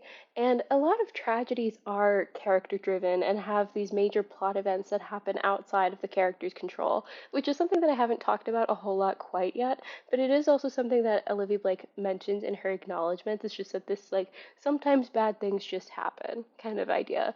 And the term deus ex machina, God from the machine, originates in tragedy and is used today to talk about usually like a crazy save that happens at the very end of an action story so that the heroes come out on top. But more broadly, it can refer to plot events that happen which the characters cannot dictate. God from the machine, God working as the plot. And that is a major theme in a lot of tragedy and a lot of ancient stories. It's just that, sometimes things happen and you just have to respond to it. You just have to deal with it. And that's something that Olivia Blake is also investigating with Masters of Death. So I think it is safe to say, both from this like continued through line in both of her stories and from her acknowledgments in the end of the story, that she is interested in tackling this topic of bad things just happening. I think this could have been done really well with the character Reina, because we have this this idea that sometimes things just happen and it's outside of human control and it's not up to you. And then we have Reina, who is controlling things, whose goal is to control things. And that's so interesting. That's such an interesting dynamic. And it's really a shame that Reina doesn't have much to do with this book, and she doesn't interact with a whole lot of the other characters on screen, and she doesn't really have a whole lot of screen time. Her plotline is just completely separate from most of the other characters, and I think that's a shame because she really is. I think she really could add so much. But tragedy isn't just things happening for no reason. Tragedy is uncontrollable things happening for a reason. Tragedy has purpose, it has meaning, it has something to say about the world or human nature or love or rage or emotion or anything. And this book really just rings a bit hollow for me in that regard, because it brings up all these ideas of space and science and philosophy and life and meaning, but the characters just aren't really sure what to do with any of those things. And tragedy is very difficult to separate from drama. Tragedy asks us to view characters in their most extreme moments. Emotions are extremely high, everybody is extremely dramatic, partially because tragedy originated in theater and in the oral tradition, but also because tragedy asks us to examine the human experience at its most pure form, at its highest degree. So every character feels everything tenfold. And I think that a lot of characters in tragedy get called overdramatic or poor of judgment, when really they really are just us at our most extreme, at our most unrestrained. It isn't Achilles' rage, it's yours. It isn't Hamlet's grief, it's yours. And I think this would have been a beautiful tragedy. I think that Olivia Blake is fully capable of writing a beautiful tragedy. This could very well have been about hubris, as many tragedies are, about cycles and obsession and compulsion and desire for knowledge and the need to justify the space that you occupy, and ultimately about mistakes. And the main reason I struggle to view this as a tragedy is just because of how emotionless it feels. The relationships between the couples are vague and underdeveloped. Nico and Gideon are described as kissing and being romantic, but we don't really see that on screen or even really see them talk to each other. And same for Tristan and Libby. They have these really hot and heavy scenes, but do they talk? And the platonic relationships are similarly flat. We're told that Reina and Nico are great friends, but they haven't spoken to each other since the beginning of book two, when Reina decided that she didn't want to be friends anymore. And we're told that that Gideon and Libby are good friends, but we barely see them interact. And these characters who just don't even really talk to each other on the same page. Like, they don't even really talk to each other. Character motivations are mentioned like once or twice, and then have very little real connection to what the character is doing and how they're informing their choices. Again, with Nico and Gideon, Gideon being Nico's intention in joining the Alexandrian Society, barely mentioned. And like Katherine being Libby's intention when joining the Alexandrian Society, barely mentioned. Nico also says at some point that he joined the Alexandrian Society in order to prove that he's the best, that he and Libby are the best. But his behavior doesn't really seem to mirror that, to show that.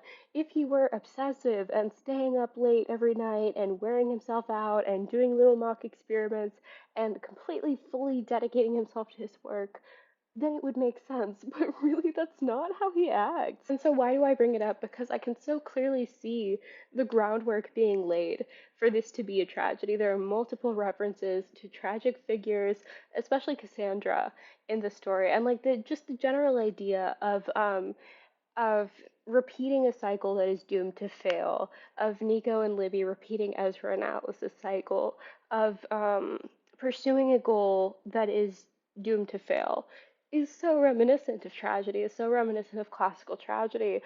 And yet, and yet, what makes classical tragedy, what makes tragedy so powerful is the emotion, and that's what's missing. Stoicism. Stoicism is a branch of philosophy originating in Hellenic Greece. It prioritizes ethics and reason, often at the expense of emotional response. A Stoic, oh my god. A Stoic will work to develop self control, objectivity, and logic, and they will have the philosophy that any unavoidable, uncontrollable problem is only a problem if you let it be. If a fire burns down your house, fire is inanimate. It isn't a bad thing that happened to you, it is just how things happened. This makes it very different from hedonism, as your pursuit is not to be happy, but to be good. In my experience, people are a little slower to critique Stoicism, maybe just because it is very old, it's very foundational for a lot of Western philosophy, and many renowned philosophers followed it. But generally, there is conversation about its apathetic nature and that it is not extremely realistic to always be happy with your circumstances. And so I'll also throw in the questions that philosophers have been debating for centuries. What is ethical, and how do we quantify it? So we're back with Nico, and he's giving us a little bit of a multiverse explanation in his chapter. So I will talk about it here because I actually am very grateful that this exists. The physics is typically not explained in this amount of detail, so I really do appreciate this. He starts with a folded up piece of paper and flattens it out to show how paper can appear to be flat despite actually holding empty space between the pages, which in this analogy would be dark matter. He tells Tristan in this chapter that he is working on a hypothesis on what dark matter actually is, but then he doesn't actually say what his hypothesis is. So, in terms of the story, we still don't know what dark matter is. But he does describe it as the presence of something that is actually the absence of it, which is decently true. Nico also uses this as justification in order to get Dalton involved with the project. Dalton is again with Parisa right now, but Nico wants to get Dalton to come to the archives to work on this. The connection is a little bit weird to me, like the connection is a little funky to me. Dalton is an animator, which means that he can take inanimate objects and make them animate. So I assume, because Nico talks about creating a door between multiverse worlds through dark matter, I assume that what he wants is for Dalton to animate dark matter and create a door like move it aside essentially to create a door between worlds. But can Dalton do that?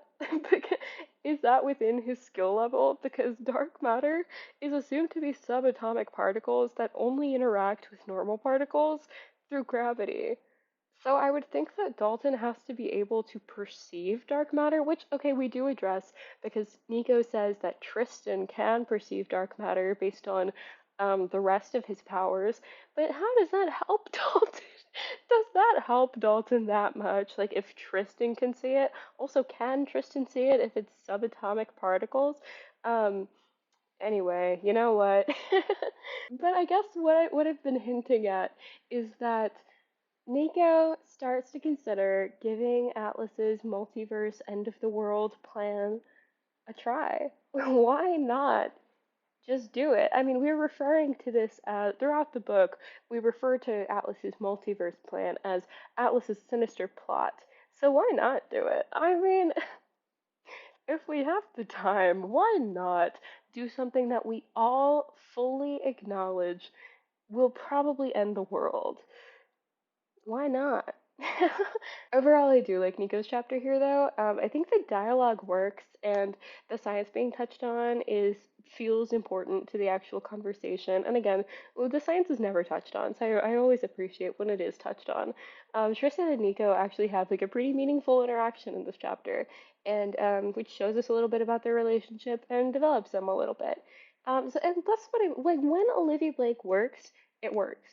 When it works, it works. When it's good, it's great. Like, but we also learned that, sorry, my voice. Um, we also learned that that Libby, I almost said Olivia, that's so embarrassing. We also learned that Libby finally got rid of her bad bangs. Thank God. Oh yeah, sorry, I just remembered by looking at my notes. Um, Gideon talks about how he's like in danger of being unable to leave the astral plane because of his sleep magic. It's like they describe it as narcolepsy to the people that they don't want to actually describe it to, where it's like has this like sleep magic, so sometimes he'll fall asleep and there's kind of this danger that he'll never be able to wake up. He'll just be stuck there forever. So let's remember that Nico came here in order to fix this problem. Nico came here because he was like, let me help my friend Gideon um to fix this. But before that, Nico was making, well, like when they were still in uni, Nico was making little magic potions to help with this problem. And Nico in this fucking chapter, sorry, that was really aggressive. Nico in this chapter realizes that he hasn't made one of these potions in 2 years. He hasn't made Gideon his potion that helps him not succumb to the astral plane forever, which I have to assume is like basically dying. Um, in 2 years, you don't love him. Like, whoa, sorry, whoa, sorry guys, whoa, you don't love this man. You don't love if in if in 2 years you not once realized, oh shit, I forgot to give my friend his meds that I make for him out of magic that keep him from potentially falling into a coma for the rest of his life. You don't love him. Like, you don't love this man. I'm sorry. Like, I'm so sorry, guys. I'm so sorry to say that. You don't love him. Then Nico, like, he suddenly remembers. He's like, oh my god, I fucking forgot. I came to the Alexandrian Society for Gideon. How did I forget that? And I said, yeah. How did you forget that? You forgot? You forgot that? Babe, you forgot? That's That's fucked up. That's mean. That's mean. Like I know the author forgot and like that's why we have to bring it up now. But like for you to in the narrative to be like, "Oh my God, yeah, I forgot." You don't love it. Like, whoa. Sorry guys. Sorry to say that. You don't love him. You forgot. I would oh my God. And the thing is, you know what I just thought of? Gideon knows. Gideon definitely knows. Because Gideon has been in Nico's subconscious, like in his dreams. Gideon knows. Oh my god, that is so fucked up. Like Gideon knows. Gideon definitely knows that Nico forgot about him.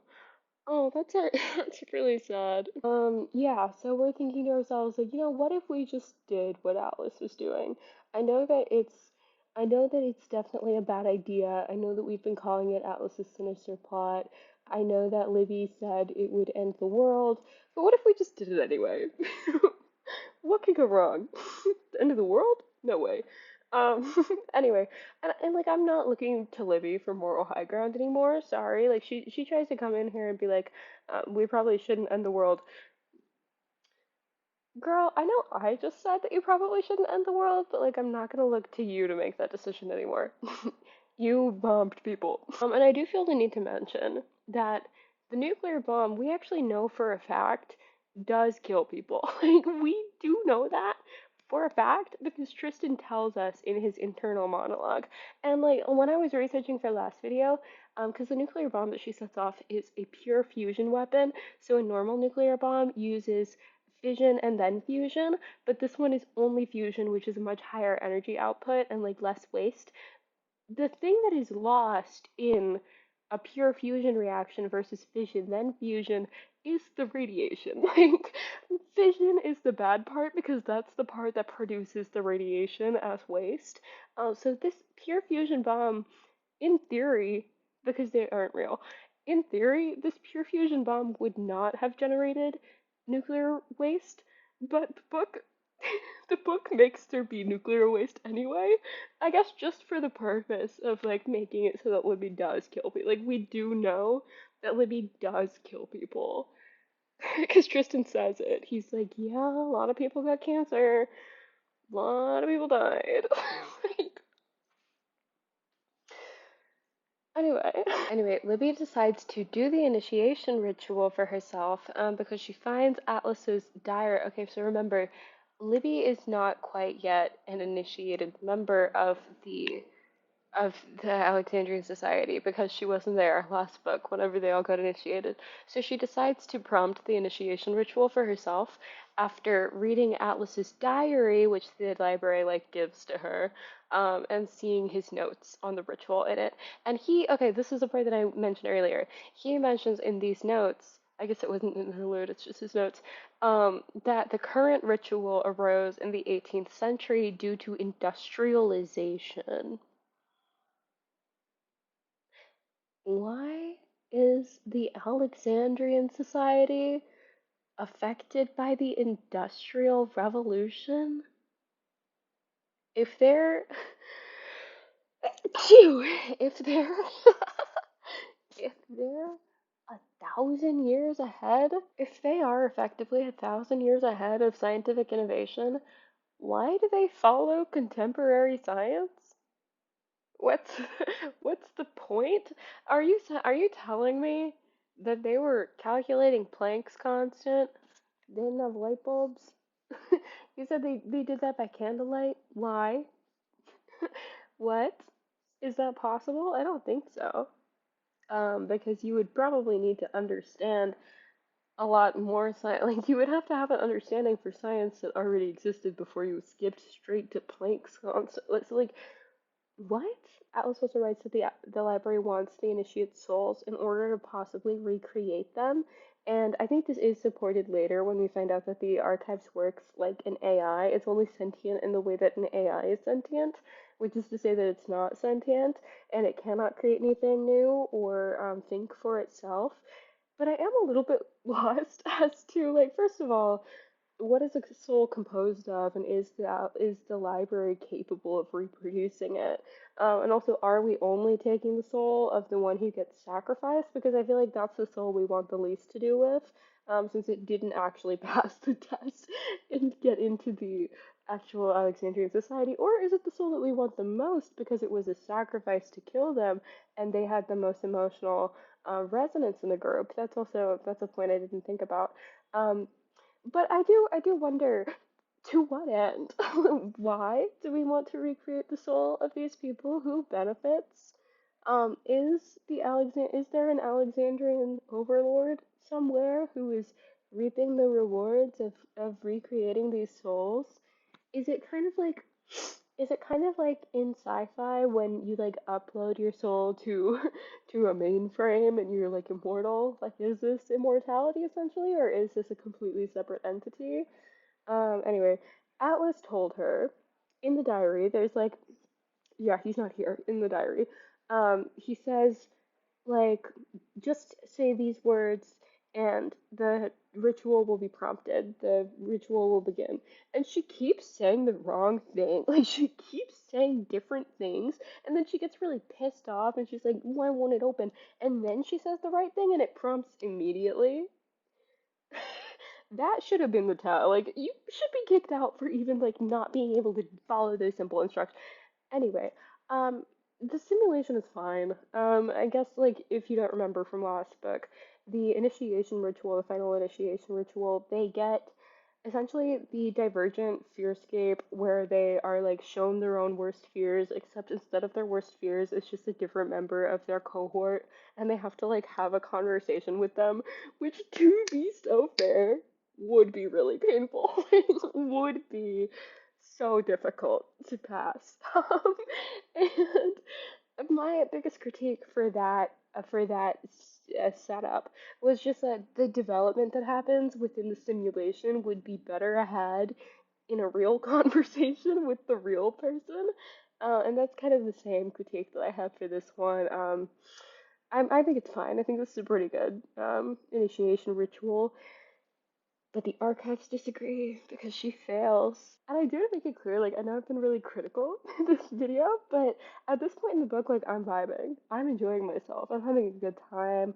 The pacing is definitely a little weird. I think also just by virtue of having so many character POVs and switching so frequently, and each of the POVs being in, like, a completely different storyline. Like, the kiddos at the library have their own storyline.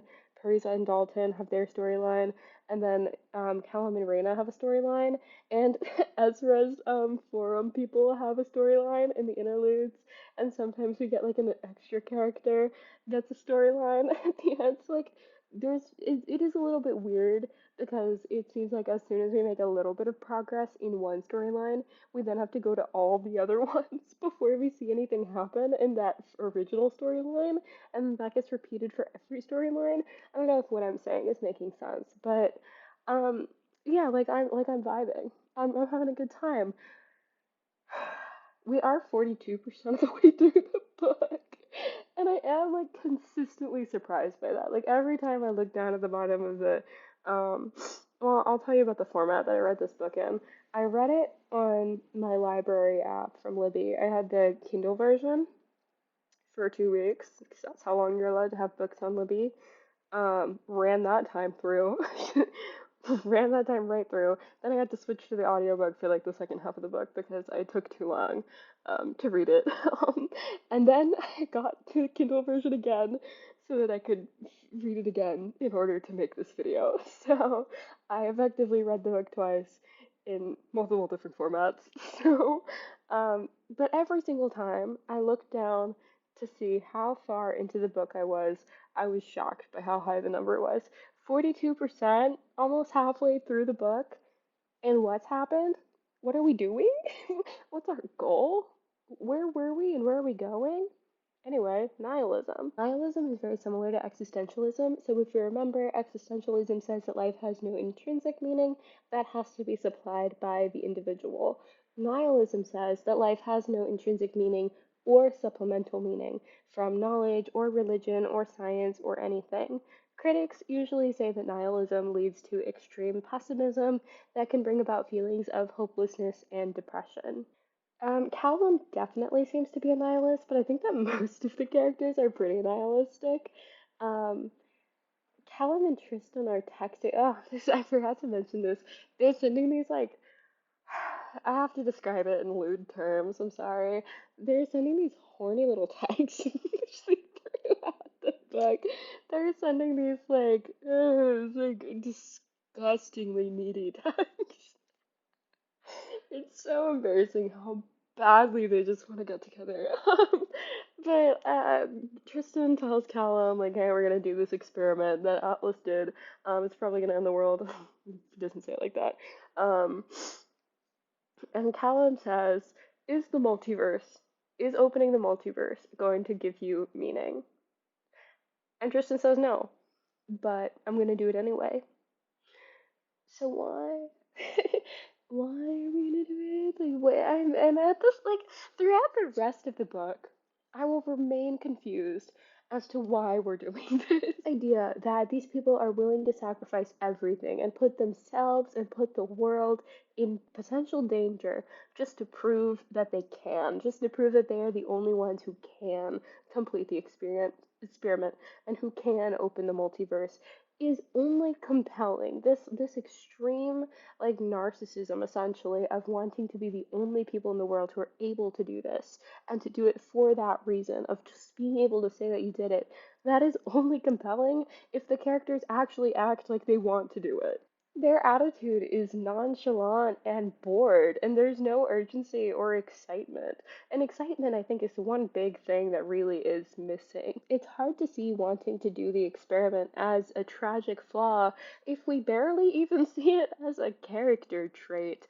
The characters don't even really act like they want to do this. There's no eagerness or heightened emotion, and there's no real goal to complete the experiment other than to have completed the experiment. So the extreme emotion and the stakes of tragedy is really absent despite the setup being there. And that makes it really difficult to be engaging. And again, this is just like constructional storytelling mechanics that are just a little bit off. And we're just watching these characters do something they want to have done, even though they know full well it is a bad idea and it's not going to go well. They refer to it as Atlas's sinister plot and how it could potentially be world ending, and they aren't passionate enough about the experiment to justify how lax they are about taking those risks. And I think it really, one of the big issues is that there's not really a clear goal for this experiment. So, like, yes, they want to have completed the experiment. They want to do it because they want to be, to prove that they're the only people in the world who can do it. But what does success in this experiment even look like? What changes after you've done the experiment, except for the fact that you have done the experiment? What, like, once you open the multiverse, once you look through the doors, do you go through? Do you go to a different one? Do you then go back? Do you just look and then close the doors? What's our goal? Anyway, it's been 5 months. We learned this in this part, is that it's been 5 months since the beginning of the story.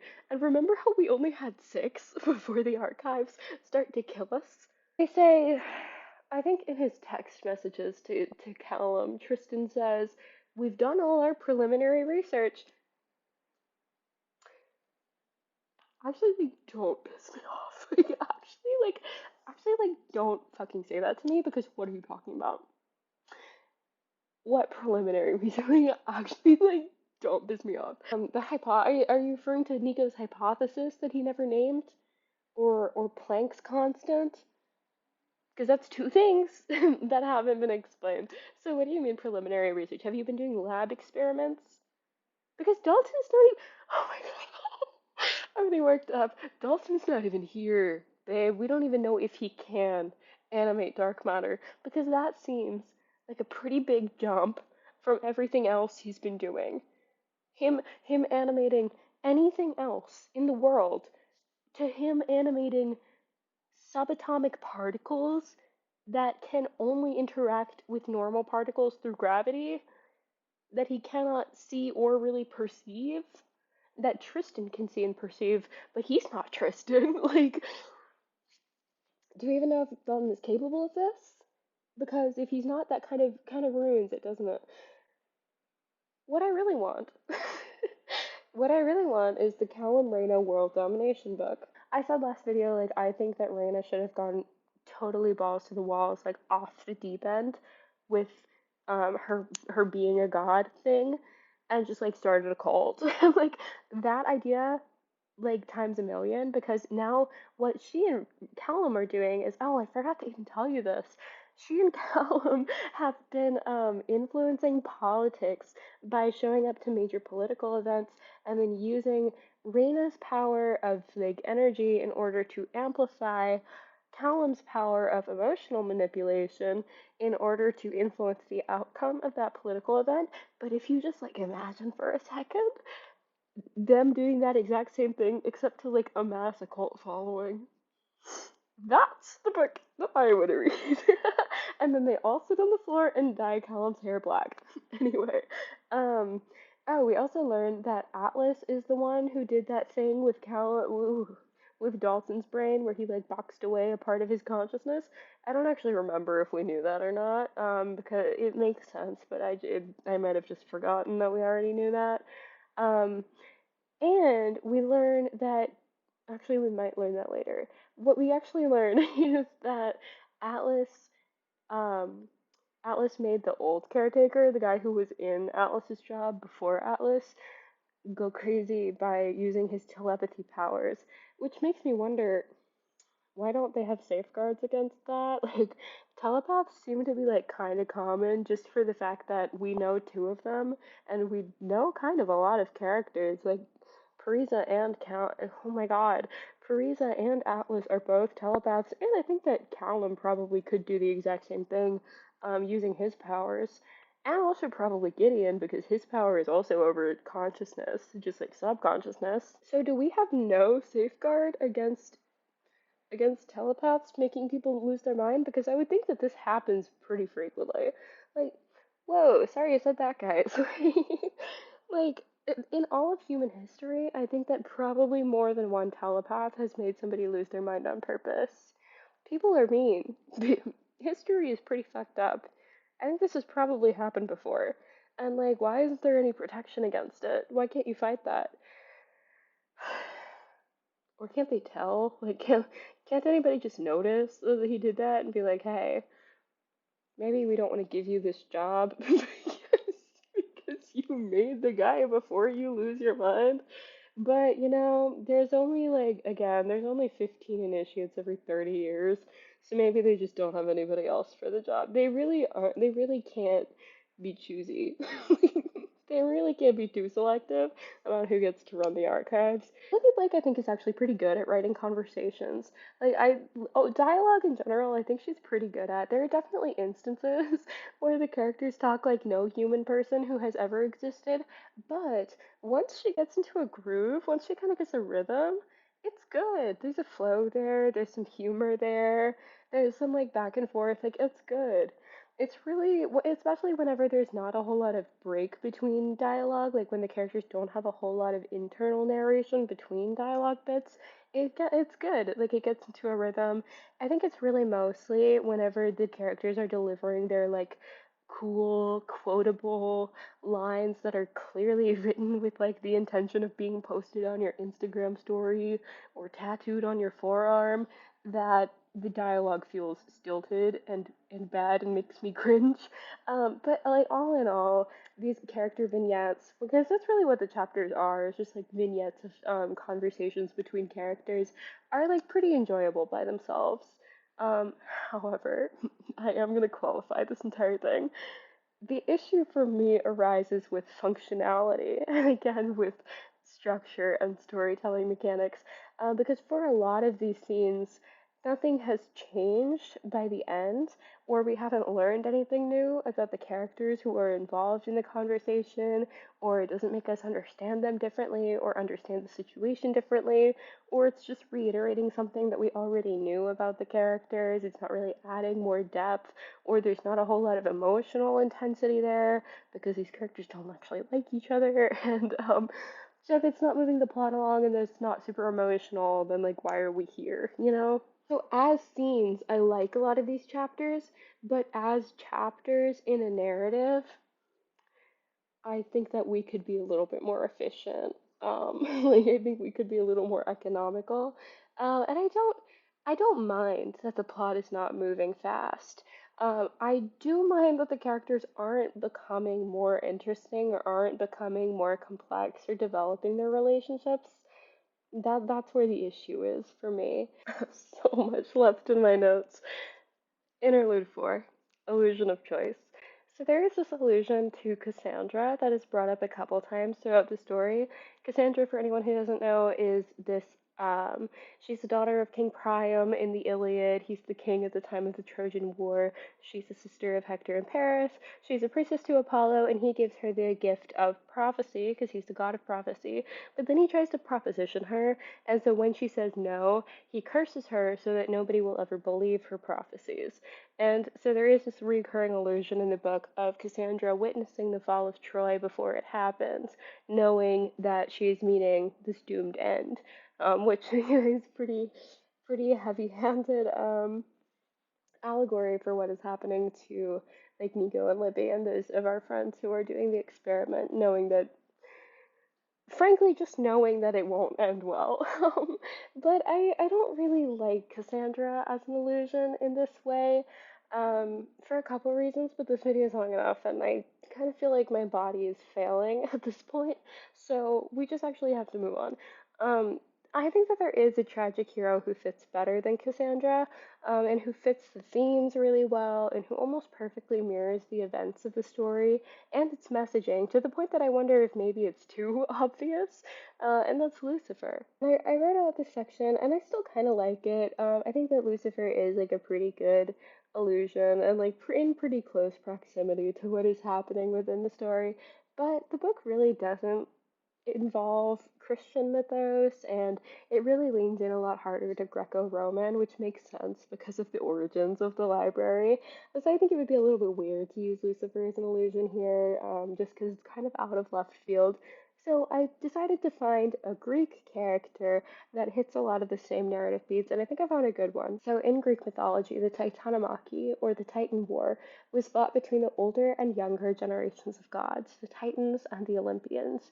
Zeus and his siblings, the Olympians, have killed their father and gone to war against the Titans, and after they won, punish all those who sided against them, including Atlas, who is famously forced to hold up the sky. This story has a lot of similar beats to what I liked about Lucifer, the fighting God and getting cast down and punished for it, but then also there is this astrological element with the holding up the sky, and there is an element of cyclical violence with the older versus younger generations, kind of like the Ezra Atlas versus Nico Libby parallels that are being established, and I think that works really well. Because the illusion shouldn't be that Cassandra can see the ending and has to experience it anyway. It really should be that the cycle has already been done once. In a lot of modern images, Atlas is shown holding up the world or the globe, but that idea actually comes from ancient art depicting Atlas holding up the celestial sphere, which is the spherical star map. But the image of Atlas being associated with the world is so widespread that we actually named our big map books after him. And of course, Olivia Blake gave the character Atlas this name for a reason. Atlas is the caretaker of their library, which in a way is holding up the world. But I think that using the Greek atlas a little bit more would be a really fun way to examine the title and the philosophy of the book. Because what is an atlas complex? Interlude 4.5, absurdism. Because the book uses both existentialism and nihilism as part headings, I was a little surprised not to find absurdism because it's like their fraternal triplet. Absurdism argues that the universe is meaningless and irrational. Any search for meaning is going to cause complexity and contradiction. You can search for meaning, but there isn't one, and the more you search, the more absurd the search becomes. Critics of absurdism are pretty close to critics of existentialism and nihilism. They argue that there are many possible meanings of life, including religion or happiness or human connection or science or reason or just the fact that meaning is subjective and might be different for everyone. Others also point out that philosophies such as this one reject morality, which is something inconsistent with absurdism, as some absurdists argue that the way you respond to absurdity is meaningful and is indicative of character, and certain traits like honesty and courage are more valuable, to which critics say that if the world is meaningless, How can your response to the world be meaningful? Absurdism is honestly a little bit difficult because there is a lot of internal debate and then also because of the inherently confusing nature of absurdity, but I think it could work really well in this story. One of the biggest essays about absurdism is The Myth of Sisyphus by Albert Camus. Sisyphus's crime is defying the gods, very Luciferian of him. The Myth of Sisyphus, the essay, examines this through absurdism. Sisyphus must struggle in a meaningless activity constantly, forever, and he is fully aware of its meaninglessness. Every time he finishes the meaningless activity, he has to begin it again. Camus compares this to daily life, especially office work slash occupation, which is a little too real, if I'm being honest. But Sisyphus becomes aware of the absurdity in his situation. He doesn't have hope, but he still has scorn for the gods, and scorn can overcome hopelessness. He doesn't have any meaning, but in embracing absurdity, he finds peace. And then he is, again, defying the gods. Camus writes that Sisyphus may push the boulder in sorrow, but also with joy, and that this rebellion is exactly what he was punished for. Sisyphus defies the gods yet again, his goal in the first place. And so, il faut imaginer Sisyphe heureux. We must imagine Sisyphus happy. And I think we can apply absurdism in much the same way to Atlas. So again, what is an Atlas complex? Atlas fights to maintain godhood, and as a punishment, is made to hold the sky on his shoulders for all eternity. Did he fail? Because what do you call holding the stars in your hands, feeling the full weight of the infinite, expanding universe on your back and bearing it? I think I'd call it godhood. Is in his punishment for attempting to be a god, Atlas is made to be a god. So even though there is no hope of reprieve, and even though it is no variation in circumstance, it is a singular task for all of time, maybe Atlas looks out over the earth and is content to hold up the sky. Because after all, he is doing the work of a god. The same work that Zeus tried to punish him for. We must imagine Atlas is happy. And wouldn't it be really cool if this is just like, I don't think this is what should have happened, but wouldn't it be really cool? And this is spoilers for the end. When they do the experiment, wouldn't it be so cool if it like got stuck and they couldn't control it, and then they had to just hold it open for all of eternity because of some fucked up time thing where they were like single electron theorying, where they were stuck in one moment that was actually every moment, and they just like have to hold the multiverse in their hands like Atlas with the sky. I think that'd be kind of fun. I don't think that's what should have happened, but I just think that'd be kind of silly. But that is just to say that within absurdism, an Atlas complex is a punishment that is also the achieved objective of your crime. Rationalism. Rationalism is the belief that reason and logic should be the basis of all your decisions rather than emotion. You've probably heard the famous rationalist phrase, cogito ergo sum, I think, therefore I am. Morality is not an emotional judgment, but a logical one. Critics point out that based on new psychology and neuroscience, conscious decision making is only part of our experience, and that emotions play a role in decisions we don't even think about. Nico wants to do the experiment in order to prove that he and Libby are the only people who can, and he says this is why they came to the Alexandrian society, in order to show that they are just better than everybody else. And at first, I thought that this because I can motivation is very juvenile and uninteresting, but upon further thought, I think it's okay, just not executed very strongly. Nico says this as if it is true and real, but he doesn't even really seem to have that much conviction. He says this almost like a passing comment, and it's just not super convincing because his actions don't back it up. But again, this is just kind of an issue that I've been having with the entire series, is that characters do things just to do them, and there's not a whole lot of sense of urgency around it, because the characters themselves just don't really care. So like, why should I? And the motivation explanations they give, like Libby and her sister, are only mentioned in passing and don't seem to inform the characters' decisions. I think it would be really interesting if Libby wanted to use her time travel powers or to use the multiverse powers in order to get more time with her sister or in order to circumvent her sister's death. But instead, Libby hasn't even really mentioned her sister up to this point in the book, and frankly, it doesn't feel doesn't even feel significant for the series as a whole. We do actually get an update from Belen through a Reina chapter where they Belen is the girl whose life Libby ruined in 1990, by the way, and now she's being investigated for treason. And we find out that it's Callum's fault. Yikes. But see, like, this is fun. This is like, see, like, everything that happens with Callum and Reyna, like, is fun and is interesting. Because, and now I'll tell you why it's fun. It's fun because Callum is shown to be, like, um, Callum actually is shown to be weird and about like emotion and about morality and that he's really gray in a lot of areas. And yet he feels remorse here. He is like he has to kind of like take us out. Like he has to struggle with this. Even though the chapter is from Raina's perspective, she can tell that he is having to work through this. And so like that is so interesting and that is just like such a nice little glimpse into his character, which makes it all the more annoying when Nico, who is literally normal, had no reaction to killing three people at the beginning of this book. Because, like, if Callum, who is a certified asshole, chronic asshole disease, is gonna feel bad because he accidentally got this girl investigated for treason, which, like, isn't even that bad. Obviously it's bad, obviously that's a joke, but he didn't kill her. Um, like if he's gonna feel bad about getting her in trouble, then why doesn't Nico feel bad about killing three people? Anyway, Dalton, Dalton does show up for the experiment. He's here now, and Nico is like, I forgot about this part. Oh shit.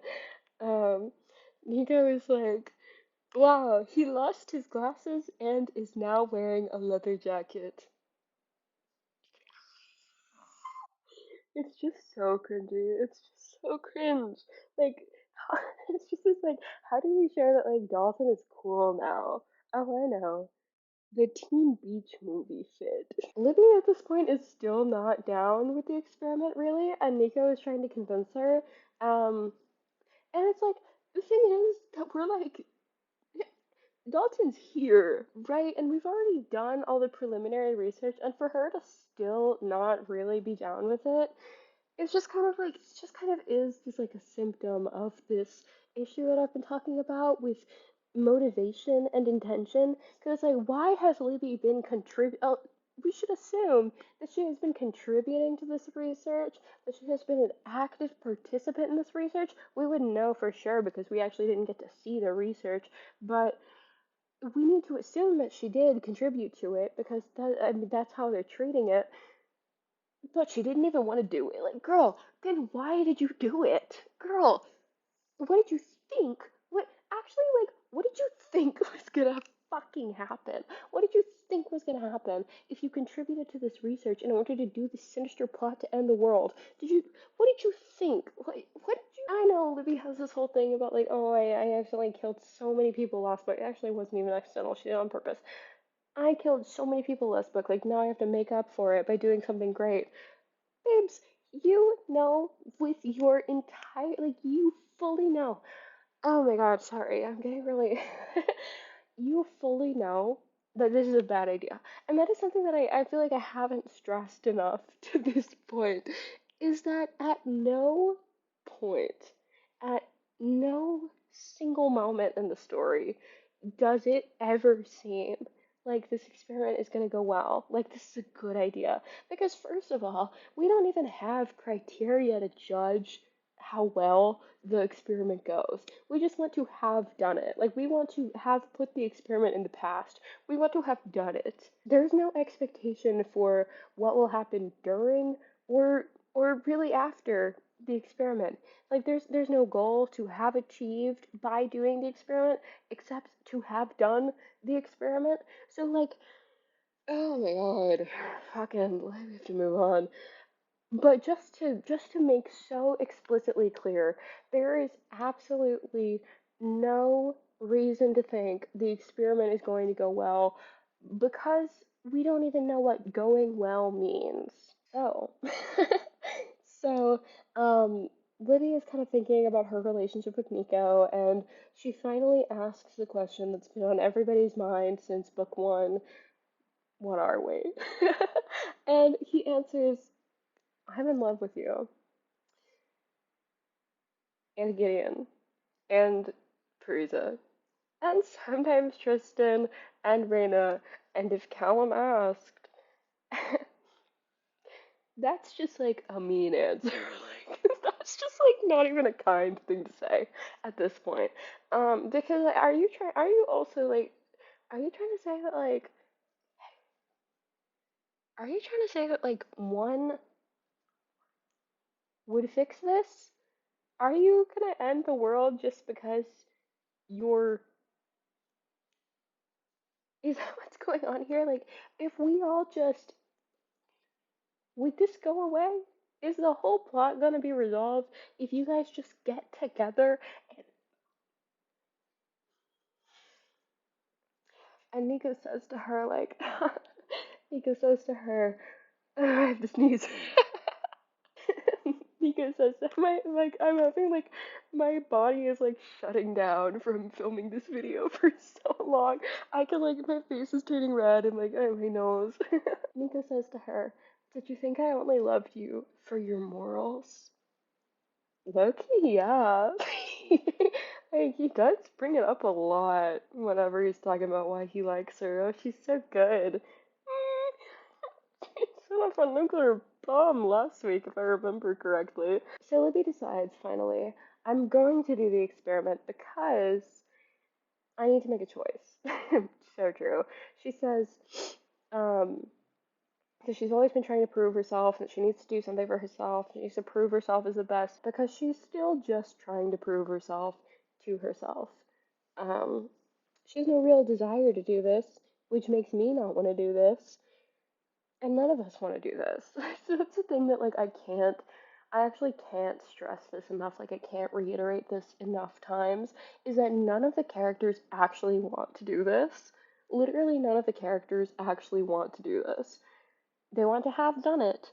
They want to be able to say that they did it. None of them actually want to do it. And so Nico says, we've never done magic together without Reyna and with Dalton here, and those are variables. And Libby says, so what, bitch? Let's do this anyway. Girl, I thought you were a scientist. Like, I thought, because what do you mean you've done all this preliminary research and then you're just going to let two completely unknown variables into the equation in the 11th hour? What are you actually talking about when you say, oh, no, these are variables, whatever, let's just do it anyway? Girl, is this not a science? And the thing is that like this would be a really good moment if we had been following this dramatic tradition where there's just like extremely high emotion and extremely high stakes and these characters are going like off the deep end in their obsessive quest to do this experiment that is seemingly impossible and that nobody's ever achieved before. But the thing is that their attitude toward the experiment throughout the entirety of the book is just like, I guess we'll do this if the weather is nice, like if it's a good day for it, if I'm feeling it on the day. Like there's never any moment where they like truly seem like they want to do it. And so for her to be like, let's just do it. Girl, okay. We have another interlude. And one of the most frustrating lines in the entire book is in it. It's from Atlas's POV. The narrator tells us, you can clearly see Atlas has a goal in mind and plan in motion.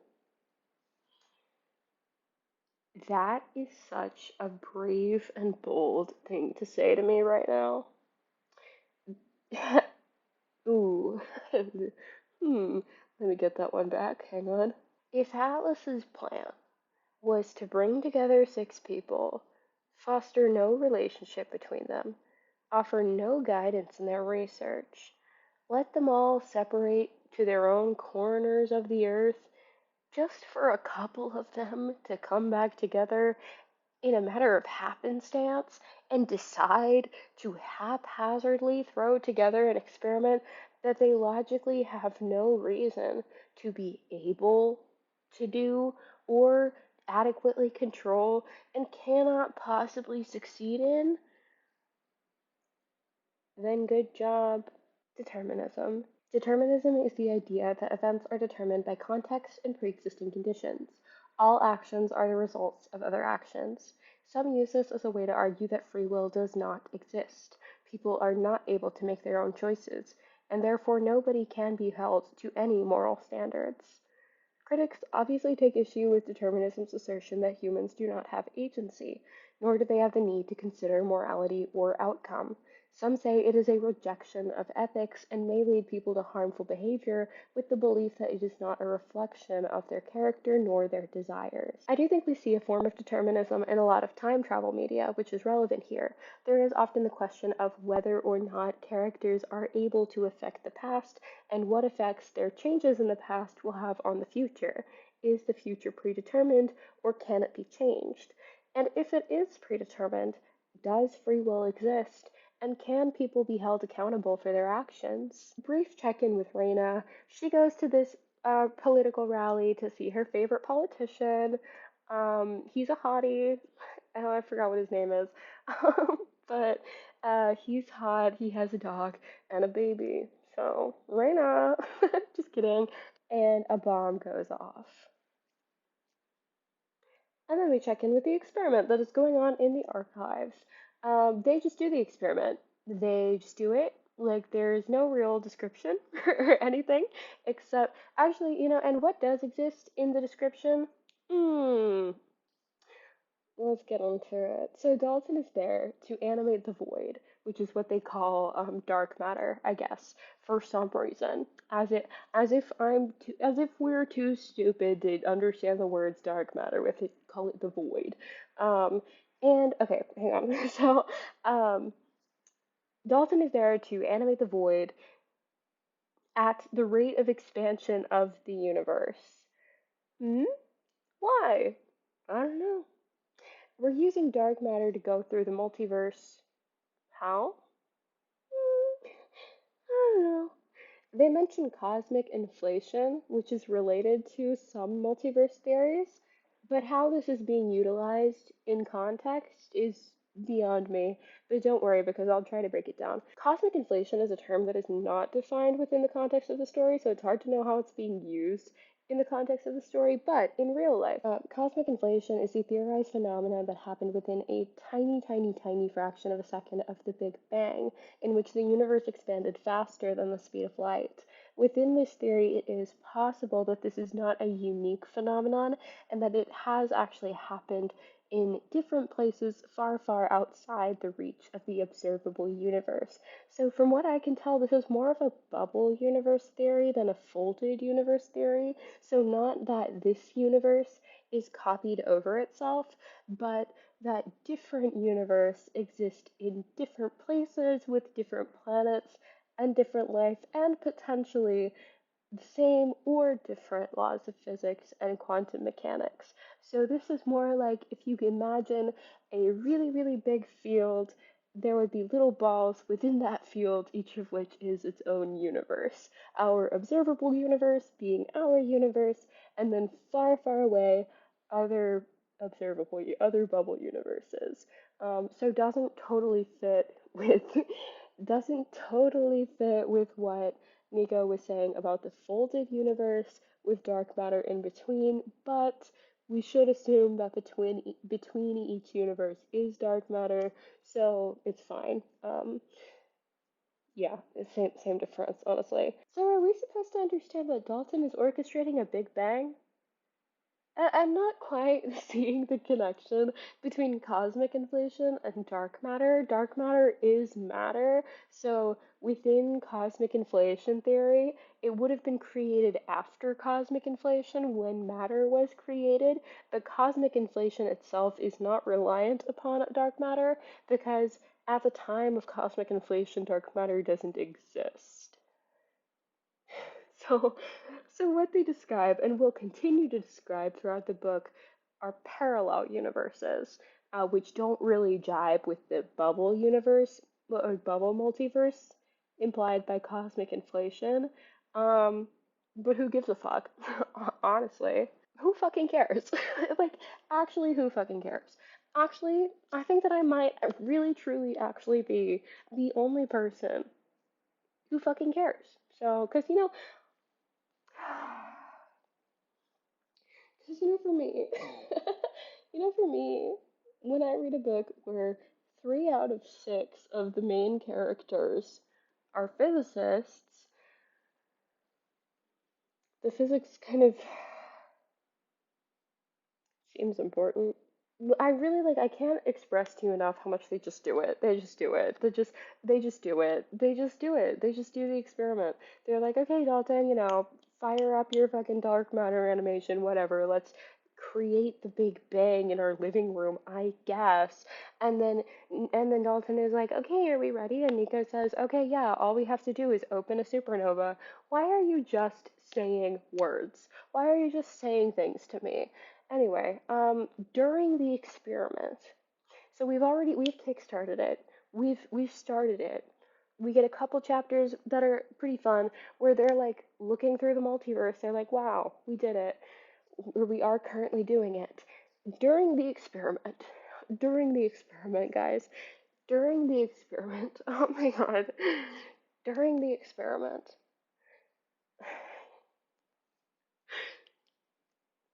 Libby looks around and she looks at Dalton and she's like, "Wait a minute. Who the fuck is Dalton? What's his deal?" Girl, do you remember when Nico said these are variables and you said shut the fuck up in different words? But no, Libby looks at Dalton and she's like, "Who is this? What are his intentions here? Why is he here? Why did he agree to this? What's his aim?"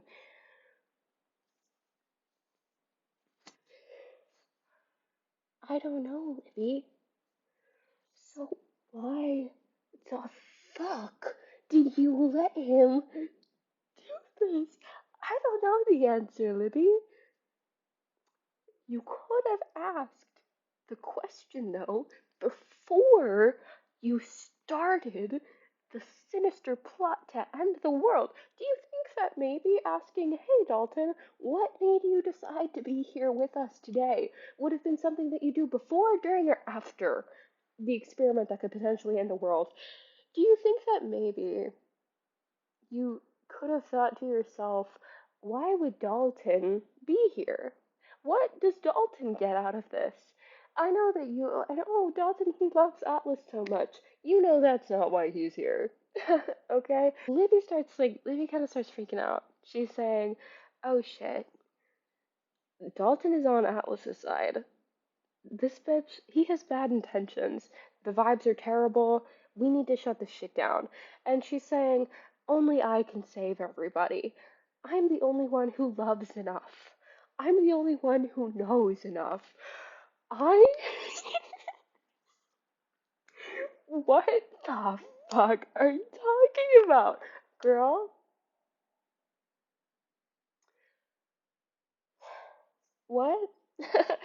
mm. She says to herself, "If the archives are still owed a body, bitch, we are 70% through the book. I'm gonna need you to make a choice on that one. Are you gonna sacrifice someone or no?" Because we get Sharon POV. I love Sharon. She's my favorite. She's the only unproblematic one in this book. Sharon's great. Her daughter is dying of cancer. Relativism. Relativism is the belief that all truths are relative. There are no absolutes, and everything you believe to be true is based on a combination of personal perspective and cultural values. All perspectives are equal in value and validity. Critics of relativism argue that this is paradoxical, since if all beliefs are equally true and valid, the belief that relativism is false is true and valid. claiming that you believe in relativism might be seen as asserting that relativism is more valid than other philosophies, which goes against the principle of relativism. We get a really fun reveal here, actually. I'm actually serious about this. I'm like a little bit delirious right now. We get a really fun reveal here where we find out that before the events of the books, right after the Atlas paradox, Libby killed Atlas, and Tristan knew about it, and that's why they've been weird this whole time. I haven't actually mentioned that because the first time I read the book, I didn't even notice because they're weird all the time. Slay, I guess. Libby loves to kill people. Sorry, that was uncalled for. But Libby justifies this by saying, like, hey, I already set off a nuclear bomb, like, what's one more? Great point, actually. And then she thinks to herself, if the world ends, it's gonna be Atlas's fault. Between us girls, Libby, if the world ends, so we get that little tidbit, but then we're back in the experiment. We're doing the experiment, we're really just doing it again. We're just doing it, it's just happening.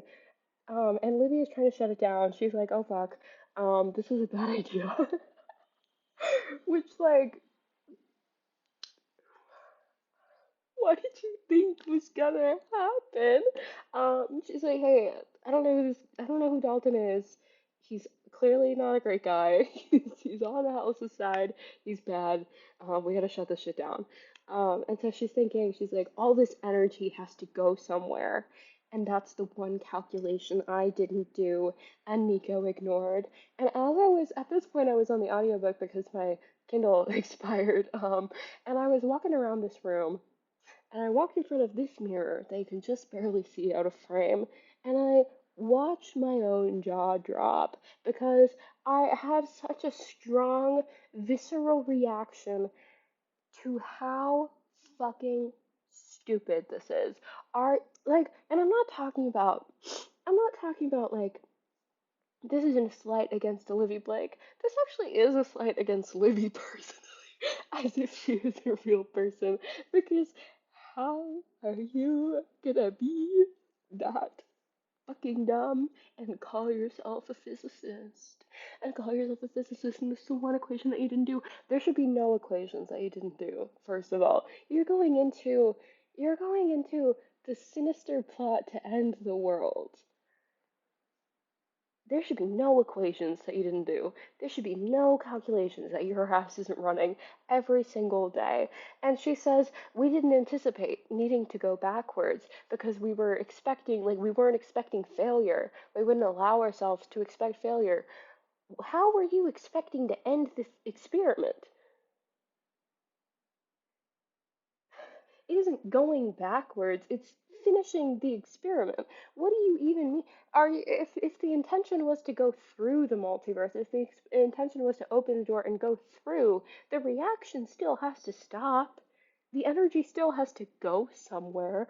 So what do you mean we weren't expecting to have to go backwards? Why is this calculation only necessary to go backwards?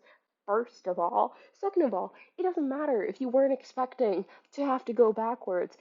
This is your backdoor exit. Like, this is your emergency exit. You should have been running this calculation every single hour. You should have been doing this, like, double checking yourself, triple checking. Like, you should have been doing this every single minute of your life leading up to this. And I know it's feeding into this idea of the hubris and, like, oh, they're so confident that they don't have to go backwards, that they're not going to do it. But this is ridiculous. This is stupid. And it really doesn't fit with the way that these characters have been carried. It kind of does fit with Nico, but not with Libby. Because again, this like issue that I've been having, and like the reason that I haven't been able to view this as a tragedy is because these characters are so nonchalant about wanting to do this experiment, about like any intention that they have going into this experiment.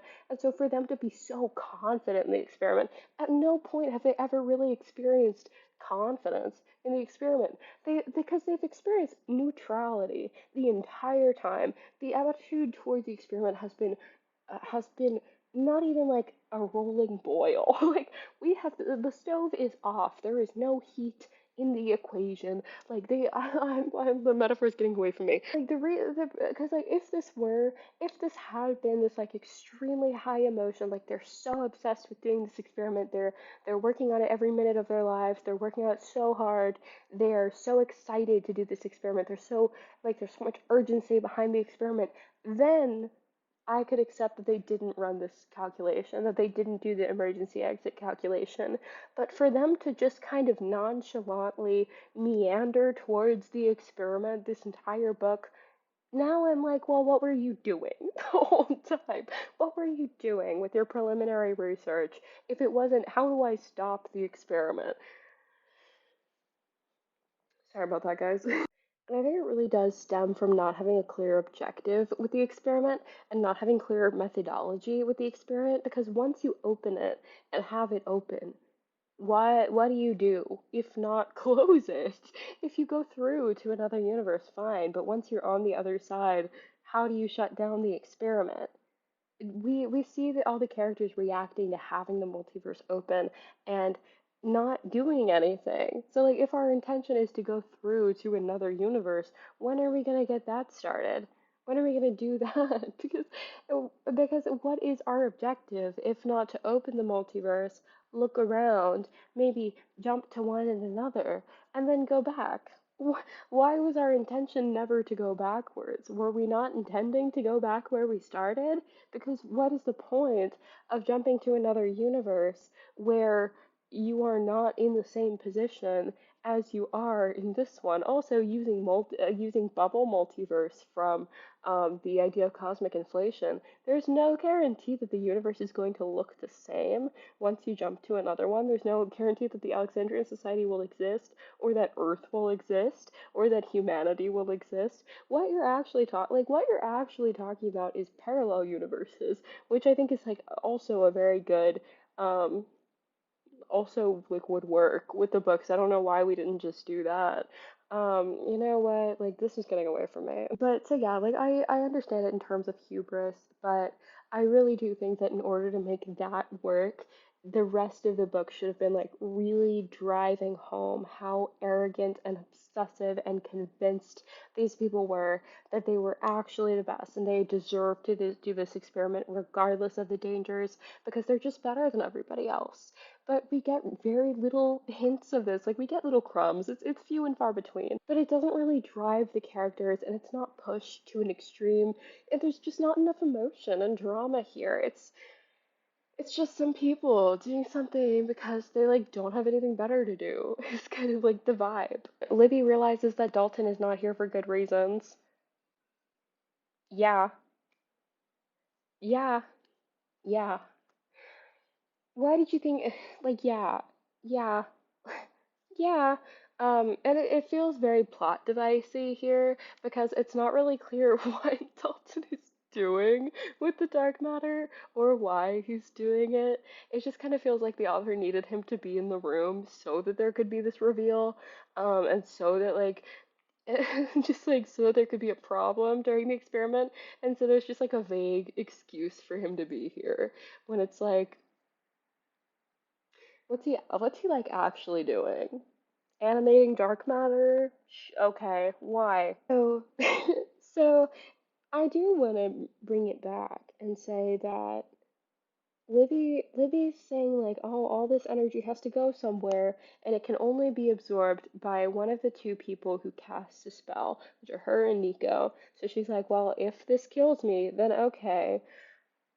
I do feel the need to bring back the fact that they opened a supernova, that the energy being mentioned here is a supernova? A supernova? It's a supernova? I don't know if you're hearing me. I don't know if a supernova? It's a supernova? Interlude 4. Physics. There was a moment where I was not totally sure if the supernova was real or if it was just a reference for energy scale. Like, is this an actual supernova that they are handling, or is it just an exaggeration for the amount of energy that they are handling? Because the word supernova is also a hapax legomenon, and it is used exactly once in this book, so it's kind of unclear whether or not it is real. My initial understanding was that it was real, and especially because Libby talks about pure fusion in this experiment, and so I think it is literal. I think it is a literal supernova, and I'm going to proceed as if it is a literal supernova, which I think is a flaw on the part of the book because it just shows how poorly the experiment is described if we don't even know what is physically happening in the physics experiment. It would be really interesting to show them doing the research and show them learning about how to conduct the experiment. And a lot of these like a lot of these vignettes between our characters who are at the library could have been like over their research, like they're talking while they're researching, they're talking while they're doing the calculations. Um, but we don't really see any planning going into this. We see Libby reading her 1,000-year-old manuscript on Planck's constant, and we see Nico saying that he is working on a hypothesis about dark matter. Does he tell us what the hypothesis is? No. Does he bring it back? No. I'm also choosing to take this literally because Libby and Nico are described as stars orbiting each other, and there is a type of supernova that is caused by binary stars colliding. And this is a side note, I kind of wish she would just say binary stars instead of stars orbiting each other, because it just kind of seems like dumbing down a concept that isn't really that complicated. And like Livy and Nico both have degrees in physics and would probably call it by the official name, like the term. And like in their narration, they would be using the proper word. Also, I think that symbolically, this could be really interesting, just like really going into that symbolism of the binary star, because there is a phenomenon with binary stars in which when binary stars are viewed with the naked eye, some binary star systems look like a single star in the sky, and it is only after you look through a telescope that you can tell that they're two separate and distinct things. And Libby and Nico are often described as two parts of a whole, as complementing one each other and completing one another. So they are both singular and separate, and I think that's a really beautiful metaphor for that. And secondly, binary star systems are often composed of a larger star called the primary star and a smaller star called the secondary star or a companion star.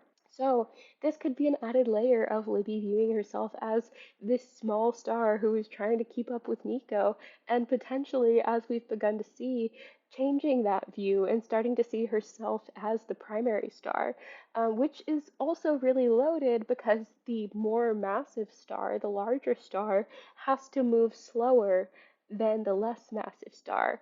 And so it could feel as if Libby, who is smaller, is chasing Nico, or it can be that Libby, who is bigger, is weighed down by him. Like, I think there's so many layers to the binary star metaphor that could be really interesting and show us a lot about their relationship. And I think it is really beautiful. But if that is the intended interpretation, that like the supernova of binary stars is their intended interpretation, I only know this from my high school astronomy class, and like the book would not have told me if I hadn't already had that background information. I think it would have also been a really beautiful moment if Libby and Nico watched the experiment begin with the collision and collapse of a binary star, watching a binary star system go into supernova and feeling a little bit like they're watching themselves. Like, I think that would be really, really pretty. Um, and I know this book is not really a sci-fi book, but so like the science might not seem that important, but science and philosophy have always developed concurrently. Astronomy tells us our literal place in the universe, and physics broadly tells us how we work.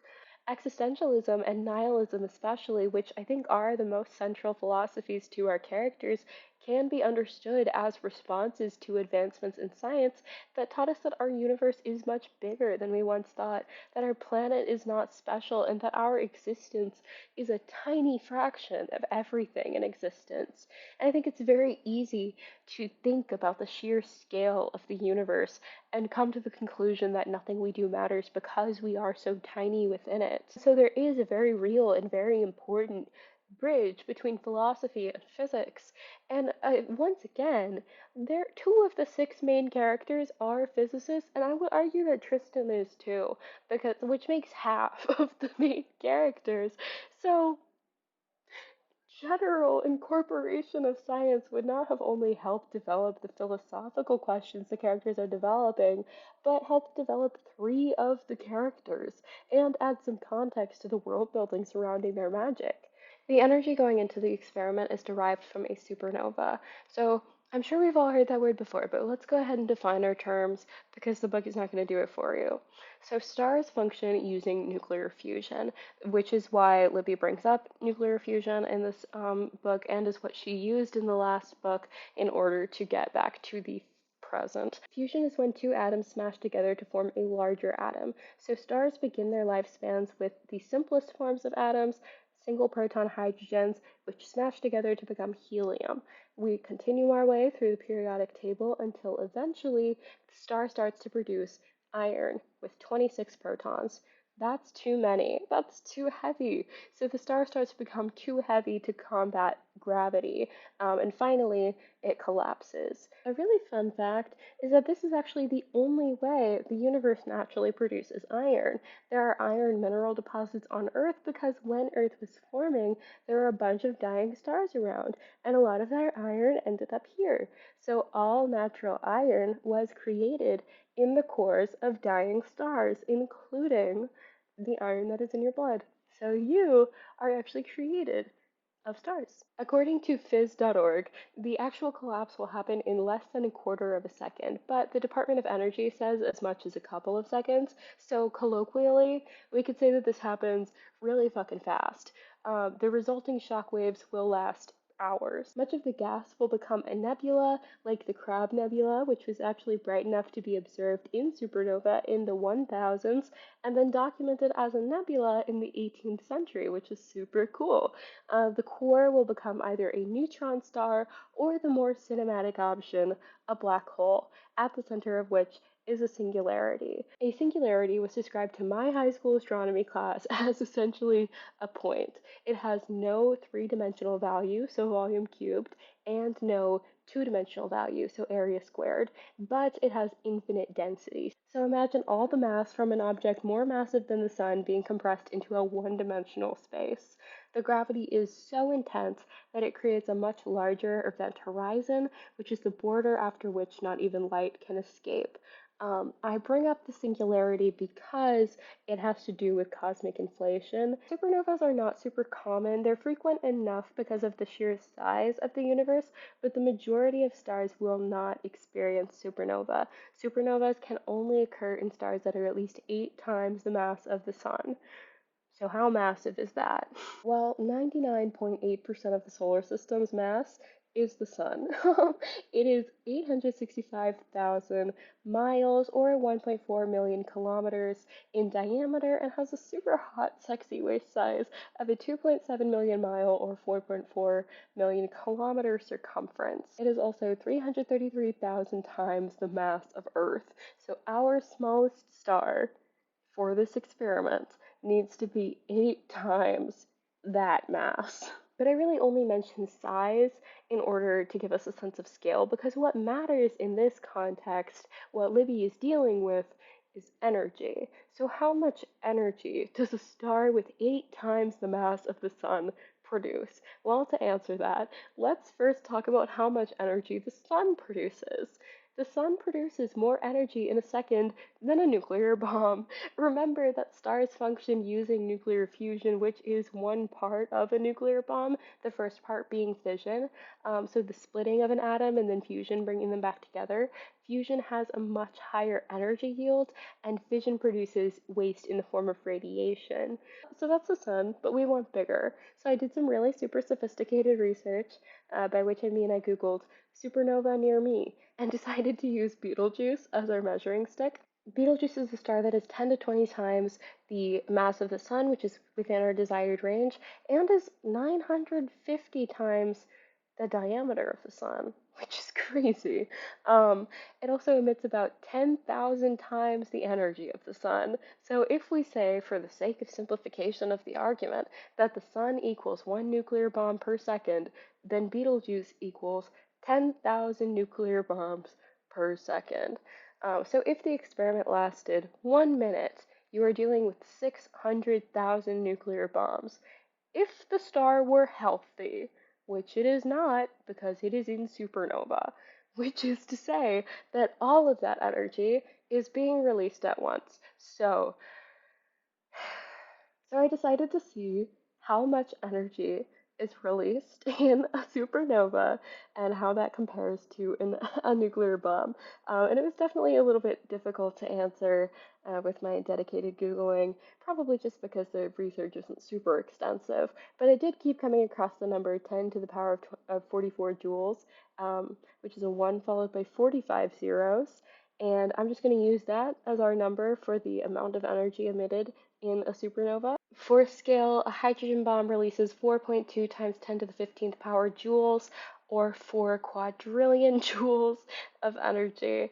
I don't really like the 4 in this equation because it makes the math hard, but in broad strokes, this is a difference of 30 zero places, or 10 to the power of 29. So let's just call it 10 to the power of 28 and keep in mind that we have to add the difference from the 4 to make it a 10. So rather than 600,000 nuclear bombs, it would be 10 to the power of 28 nuclear bombs, or 1 followed by 29 zeros, better known as a metric fuck ton, plus the difference I'm ignoring because of the 4. As soon as I finished doing that calculation, I found a Quora question that did literally the exact same math. And it feels good to have done the calculation right because I haven't done math in a while. But also it was soul crushing. This would also be happening at a temperature of up to 1 trillion degrees Celsius or 1.8 trillion degrees Fahrenheit for all the residents of the greatest country in the world, baby. But in this only paragraph containing the word supernova, Nico says 10 billion degrees. Actually, don't piss me off. I have a few questions. Number one, huh? Number two, where did we get this supernova? Whose star is this? Was it already approaching supernova or did you trigger it? Number three, this is an enormous amount of energy. It's so enormous that it feels ridiculous to say that because of how enormous it is. But Libby was able to get through 30 years of time using the energy from a single pure fusion reaction. So the proportion on this is insane. And I guess that's not a question. I guess the question can be, what is the difference? Like, what is the cause of this difference? Where does this discrepancy come from? I guess, actually, the better question would be, what the fuck are we doing? Where is this energy going? Is it going to Dalton so that he is able to separate the dark matter using his animation power? Or is it going into the dark matter directly so that it can be separated by Dalton? Is it going into the formation of the door? Like, where is this going? Number four, is this economical? Is this the best way to do this? Because Nico was doing research on dark matter last book. Does he not know any other way to do this? Number five, is this safe? Because how are you containing this amount of energy at all? Because even if a fraction of this were to escape your control, I think the Earth would explode. And that's not a hyperbole. If the energy, if the energy of 1 trillion nuclear bombs, which is a small portion of the energy that we are talking about now, were to escape the experiment, I think that's it. Like I think that we would actually like split the planet into pieces. I think we would be rubble. I don't think we're coming back from that one. And if the temperature escaped your control, immediate incineration of, I think, everything. And if one of you were to die mid-experiment, like if the temperature got out of control, or the energy, or if there was space debris that hit you or something, would the entire thing fall out of control, destroy the Earth, and probably multiple versions of the multiverse that you were holding open? Like, would this just be an explosion throughout the entire multiverse? And most important question, if this kills you, girl, how is your body going to absorb this energy at all? How is your body going to absorb a significant fraction of this? Because it irritates me if this is being framed in such an academic way. Like Libby goes into this quoting Newton's law as if I haven't been to middle school, saying energy cannot be created or destroyed, so this energy's got to go somewhere. Yeah, girl, I know. That's why I would have been running the calculations. Don't come at me saying energy cannot be created or destroyed. I'm aware. Girl, if this kills you, don't quote Newton to me and then tell me you're gonna absorb the energy of a supernova. You would be a scorch mark on the floor. There would be nothing left to bury. That is not what I meant to say. I don't know where that came from. I'm sorry. That was really graphic. Um, Back to relativism, I think is the one that we're on. Um, Libby is actually fine because she turns the experiment on Nico. It is kind of the same problem as last book, where she decided to kill a bunch of people without really struggling with it. Like, she thinks about this for a little while, but also the narration is intentionally vague here, trying to make us think that she's talking about herself, and so there can be this, like, gotcha moment where she actually turns it on Nico. And so, like, this struggle is not super fleshed out, and it happens very quickly. And I understand that it has to happen very quickly because she's holding open a supernova, and and like she's trying to shut this shit down before Dalton can do whatever he's planning on doing. Um, but low key, she's like not even that torn up about it. Like Gideon's upset, of course. Everyone else is like, that wasn't cool.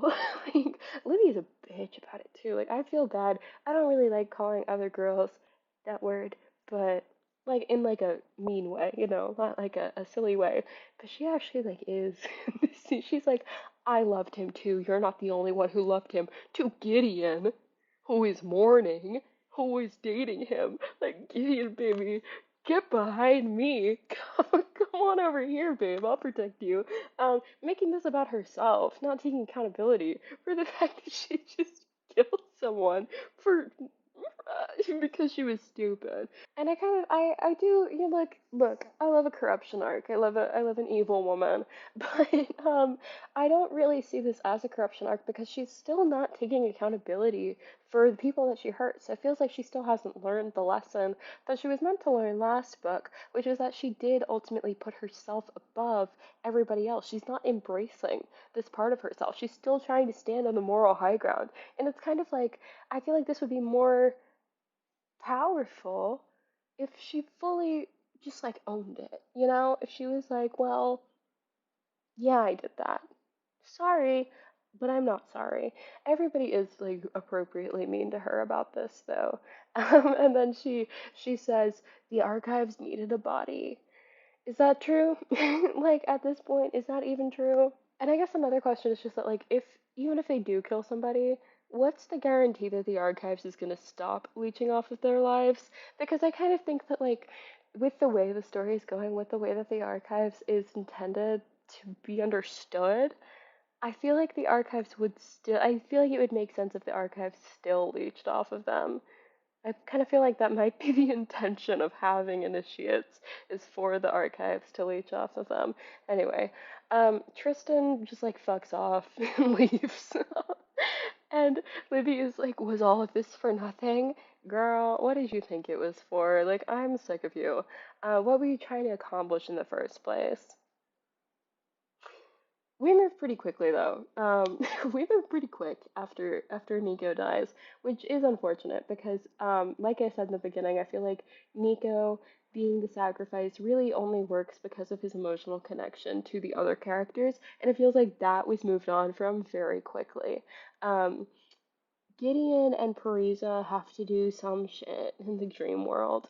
And I, like, at this point, I was kind of like reeling because of the fact that Nico just died so abruptly and nobody really seemed to care that much. Um, that I just like could not give a shit about this. I really like could not make myself give a fuck about what they were doing.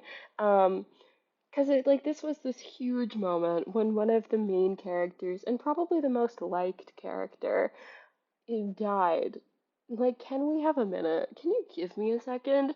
Um, but honestly, like his relationship with Gideon does feel pretty lackluster in retrospect and just like feels a little bit empty and a little bit unemotional because we did get so little development between them. And he's like Gideon's just kind of like chatting with Parisa after Nico just fucking died. I'm actually just gonna insert a picture of my notes at this point because I think that's like the best way to I think that's the best way to tell you what I was experiencing at this point. I'm actually really close to the end, so I'm gonna try to knock this out. Naturalism. Naturalism obviously has a very important emphasis on nature and argues that all people and events, regardless of their character, are natural. It focuses on laws of science to explain everything.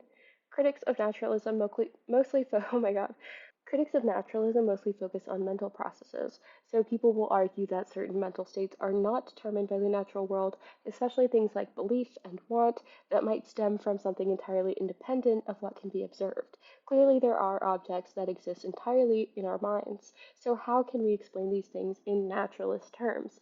So I'm just kind of like gonna speed run the end of the book. Dalton is dead. Tristan gets kidnapped by his dad. Oh yeah, his dad's been having this like side plot the whole time. Um, Callum goes to go get him and gets shot dead like a dog. Like it is embarrassing how little of a fight he puts up. So Callum's dead, but Tristan then like kind of goes through all these alternate universes and sees his and Callum's life together in all of them and like how they're different. And actually, I really do like this sequence, and I think it makes sense for Tristan's powers, being that he can see physical phenomena that other people can't, like time. And he had something with gravity in the first book that I think we haven't mentioned in a while. But it does make sense for me that like after having opened the multiverse, he's able to like access it a little bit more easily than the other characters. And I think that this is really interesting. I liked this. Look, I loved the movie Everything Everywhere All at Once, I think is what it is. And this idea of like coming together in different universes and like always being fated to be together in some way. Yeah, I love that. Yeah, I love that shit. Of course I do. I'm just a girl. Like, who doesn't love that shit? So of course I love this. But again, like this is more parallel universe or alternate reality than it is bubble universes, which would be indicated by cosmic inflation. But I'm the only singular person who gives a fuck about that. So who cares? So Reina meets up with Parisa, not by choice, and Parisa tells her like what's happened and that Nico is dead, and Reina has this extreme emotional reaction, and she's just like absolutely grieving, and she's so upset. And I just think this would have been so much more powerful and more impactful to me as the reader if she were upset about Callum, because that's the relationship that we've seen. Like her having this extreme reaction to Nico dying would be sweet if we ever saw them talk to each other. But Callum is the one who's been in almost every scene with her. This is the relationship that we've seen develop from last book and throughout this one. Like throughout the last two books, this is clearly the most important relationship within the Alexandrian society that she has. So for her to have this extreme reaction, and for him to not even be mentioned in this chapter, I think is really just a missed opportunity. Because I mean, yeah, like obviously I'm biased because they're my favorite duo in the series. Like, obviously I'm biased. Um, but it just seems a little weird because isn't that the relationship that matters? Anyway, but Parisa and Reina go off together. Parisa is gonna like take care of Reina while she's grieving. They kind of like implied to maybe get together at the end because Reina's plants call them mothers, like plural, like they're both moms. So, which like honestly, I love that development, and I would really have loved to see it in the book. I'm sorry, that felt really mean to say. Libby goes to see Belen, who, again, under investigation for war crimes. It is war crimes now. I think earlier I just said treason, but war crimes, apparently. Um, So, like, the biggest thing that you can be on trial for. Belen is so fucking nice to her. Belen is so sweet to Libby in this chapter. And whatever. Whatever. Which is, it feels weird because it is like, it is very clear throughout the book what Olivia Blake wants you to think about each of the characters, and this really feels like, and like, I know people are gonna be like, oh, like, characters don't have to be likable, characters don't have to be morally upright. I know that, but this chapter really makes it seem like the author wants us to think that Libby is validated in what she did. Like, this chapter really does frame it as if like Libby is still a good person, um, which is weird.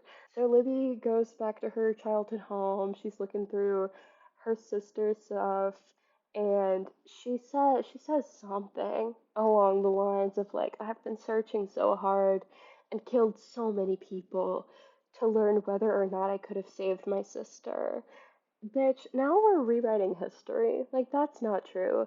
Brings me to our next interlude. If you don't remember Katherine, don't feel too bad because literally nobody else does either. Katherine is Libby's sister who died when Libby was a child of a degenerative, oh my god, of a degenerative disorder, which is not named, but I kind of assumed to be ALS. But I have seen other people say that it might have been cancer. Either way, Katherine's name is mentioned 28 times in the book.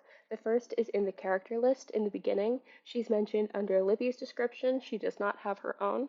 Once she is mentioned in a dream sequence with Gideon. Once she is mentioned in a reflection on regrets while Libby is conducting the experiment. And the remaining 25 times are in the final chapter of Libby's narration.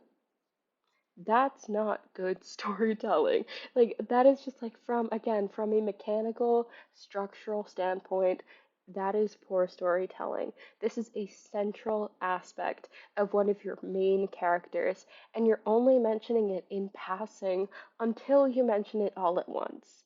That's bad construction. It's just like, that's what I mean when I say that Olivia Blake is a better writer than she is storyteller. This is not good storytelling mechanics. And this is the reason that Libby joined the Alexandrian Society. But we, the audience, have not heard almost anything about Catherine. Almost anything. Most of what we learn about her is in this chapter. This is the most she's ever been talked about, and she has truly not been shown to drive any of Libby's decisions. Libby is not seen grieving her, really. Libby does not reflect on her in any depth. And again, I don't want to be too revisionist, but I think there is an obvious solution, which is, what if Libby was motivated to do the experiment in order to find a universe in which Catherine is alive? Rather than this vague, shapeless intention of self validation, she could be trying to hit a hard reset on her life and find a universe where she did not kill people because she never joined the Alexandrian Society because Catherine is healthy, or this disease has a cure, or to find a universe where she herself discovered the cure, potentially in time to save Catherine and save countless other lives that would have been taken by this disease. And of course, she would have had to learn that moving universes does not absolve her or undo what she did, and that saving people does not negate killing others, that no amount of saving lives will ever justify those she took away to do so. And personally, I feel like that personal connection, that emotional impact is so much stronger because it draws on something really deep inside, on guilt and grief, and these are such brutal and primal emotions. At the very end, and we're getting a little bit ahead of ourselves, but at the very end, Libby asks the archives if she could have saved her sister. And it's the wrong question. I think it's a good question, but there's a question she needs to ask first. Does the archives already know how to save Catherine? I don't know why these characters assume that what they're doing is new and novel and that nobody else has done this before, even though they never really check the previous research. Like in last book, Parisa, after submitting her research, is told by Atlas that there is lots of research about mental health and telepaths. So it's like, why didn't you read any before you started your own? Why doesn't Libby look up whether or not the cure already exists before asking the library if she could have discovered the cure? It's so narcissistic. And wouldn't that be such a good source of tension? And tying back to the previous interlude about the ethics of the library, wouldn't it be so good if Libby went to the archives so motivated and driven and eager to learn a cure for this illness, only to discover that the archives has had it for decades? Or centuries or millennia, because Aristotle was interested in physics and time, and his work was definitely in the actual Library of Alexandria. So the study of time is not new to the archives. It's been there since the beginning. It is some of the first material. And his work on time is actually pretty weird and interesting and would lend itself pretty well to the discussions in this book. So maybe he's already learned, or somebody using his work has already learned, how to stretch or compress time in a way that would have slowed the degeneration in Catherine's cells. I don't know anything about medicine, and the disorder isn't named, but I kind of assumed that it was ALS, but I've also seen other people say cancer. So if some Median throughout history has already discovered a way to prolong the lives of these cells and completely negate the degeneration that the disorder causes. And then Lydia would have to face the realization that if the archives were public, like the Forum wanted, Catherine would still be alive. And how many other people would still be alive? And over the course of human history, with all the deadly diseases in the past 2,000 years since the library was established, how many people have died needlessly just because the library didn't want to help them? And can Libby continue working with the archives after finding this out? And I think that breeds other questions of philosophical and ethical dilemma, which would have strengthened the tension with the forum as a foil, and the circular ending that we're about to get to. Is the society responsible for the people who died because it did not share its research? That's a question that the characters could struggle with. And in this final stretch, oh my god, I'm like gonna pass out. In this final stretch, from the perspective of Nathazai, we discover that Libby's sister's degenerative disorder was genetic.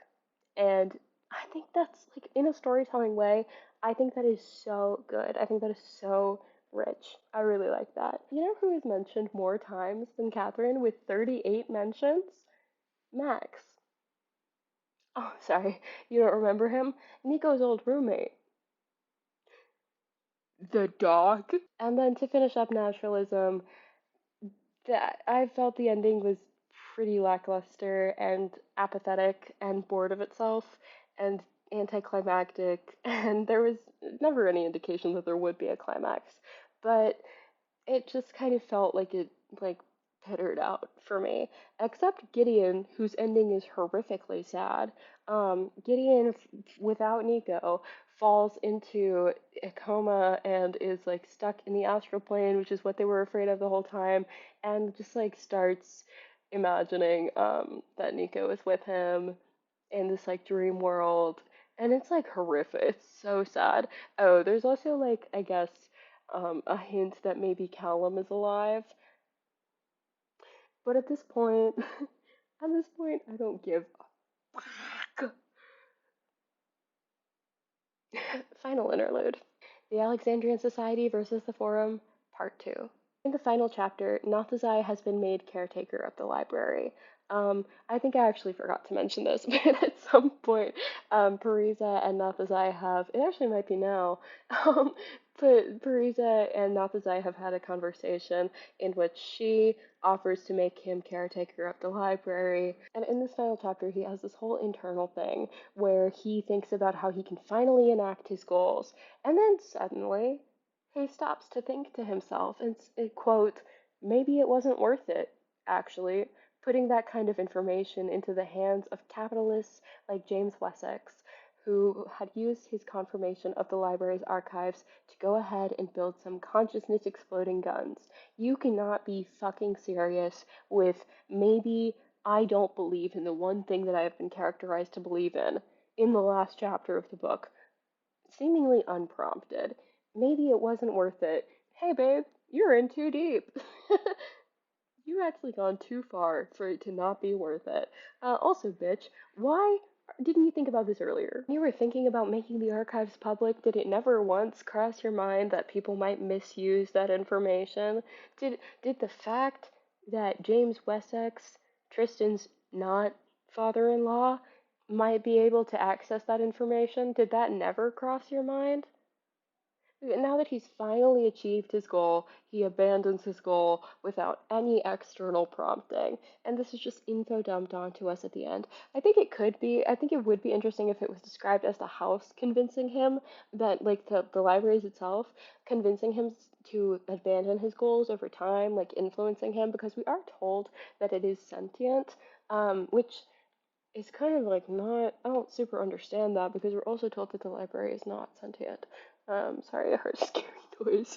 I think that could be really interesting if, like, it was the house compelling him to not follow that goal anymore as like a protective measure, like to protect itself. And like he really just is characterized in this narration as a bitter and resentful, pathetic man. And there's definitely a basis for the idea that people who do good are often unrewarded and they become bitter.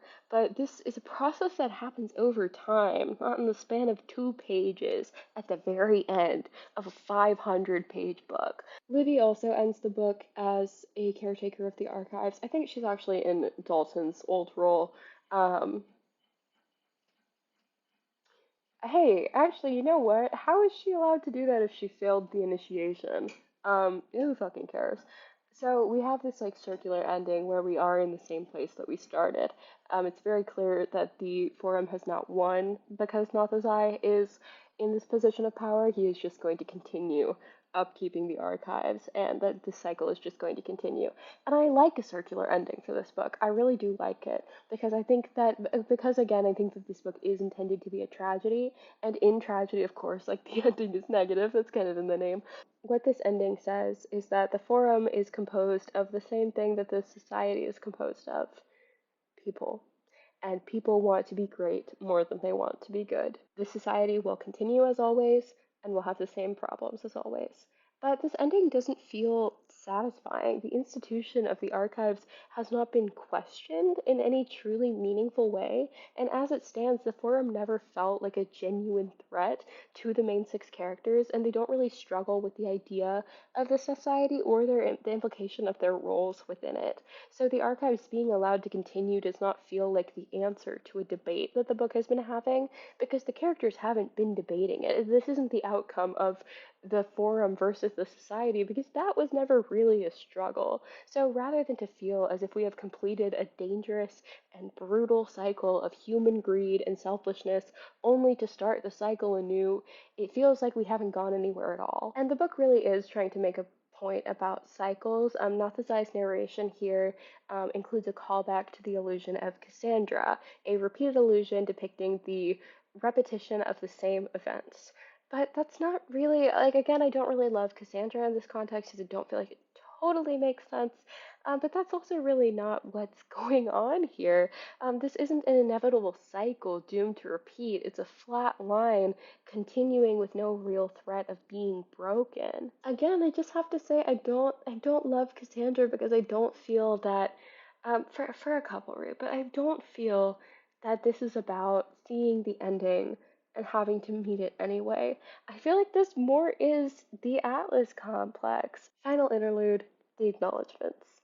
Olivia Blake writes this really beautiful and emotional acknowledgments that I did find really moving. In it, she explains her thought process behind the series and what her intentions were. But the acknowledgments really solidified my thesis for me. Olivia Blake is a much better writer than she is storyteller. The acknowledgments are really perfect, I think. They're so raw and they're so clearly close to the heart. The emotion is so genuine and palpable, and I just wonder why that wasn't coming through in the rest of the story. In the acknowledgments, she writes about watching a lot of social and political phenomenon over the past couple years and feeling helpless to stop it. And I definitely see that and I definitely appreciate that. But I do think that realism is a poor excuse for bad writing.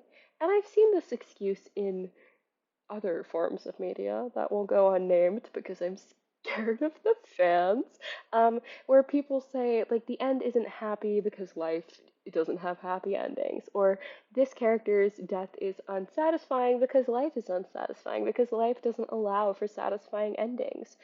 And there is merit to that, which is why tragedy, one of the oldest genres, deals with those things so directly. And plenty of media does this very well. I think the idea of having a bad ending is not novel at all. Like tragedy is again one of the oldest genres, so I don't think we need to be giving out points for daring to have a negative ending. And I also think that most people in general audiences, like I think that audiences are smarter than people really give them credit for. Like then you don't have to treat the audience like they're stupid. I think most people in general audiences are aware that not everything is going to have a happy ending and that it's not going to be happily ever after all the time. And they wouldn't be upset if that were the case. And I think that's what the difference is that an ending can be unsatisfying and random and upsetting for the characters, but it can't be unsatisfying for the audience. Like, that's Succession versus Game of Thrones, you know? The characters can have a bad ending. The characters can be disappointed and upset and feel like this came out of nowhere.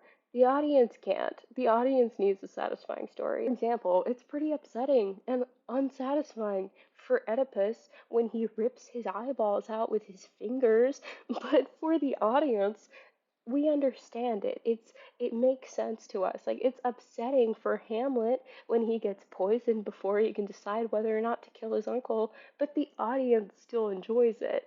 Tragedy is not new and it's not elite either. Shakespeare wasn't writing for the king, he was writing for the people. General audiences will be happy with an ending that sucks for the characters if it is good for the narrative. General audiences have always accepted tragedy when it is well written. So you can make that the if you make it the point that life is bad and hard and unsatisfying, you can still write a good story. The story itself should not be bad and unsatisfying. Because first and foremost, this is a story. This isn't real life. And so it can be extremely grounded and extremely realistic and still be a good story. I'm not asking you to give all the characters good, happy endings. I'm asking you to write a good book. Otherwise, the argument that you're making is becoming this thing is bad on purpose.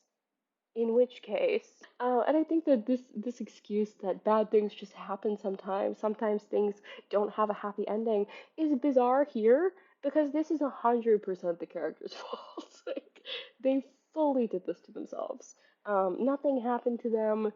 They did this. So things just happen sometimes. No, not like that. Overall, I really like the acknowledgements. I think that it really shows how great of a writer she is and how emotional and how thoughtful she is with her writing. But it is just the storytelling mechanics that need work. And I really hope that in the future, um, I really hope that her future work improves upon this because I love her in concept and I love like writing this video was so fun and so interesting because I got to talk about so many topics that I love. And I really hope that her work improves a little bit so that I can enjoy it in the future. Okay, so final thoughts. All of this is kind of why I really like Olivia Blake's books because they really do get me thinking and they get me talking, and that is worth something. And yeah, a lot of what I was talking about was why I don't like this or what I would have liked if it were different. But that's important work for my brain to be doing. Like that keeps me engaged in content and that keeps me thinking critically, and that is important, I think. And so yeah, like I finished this book like 2 months ago and I'm still thinking about it. And I think that that does matter. That is worth something. And like, yeah, I had a lot of criticism, but criticism is just a form of engagement. Um, yeah. I actually like have to end this video now because I'm starting to genuinely lose my mind, and it's 11 p.m.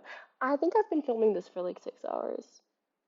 I've been taking some breaks here and there, but I really do think that I've been here for 6 hours. Um, I really hope the video is not that long.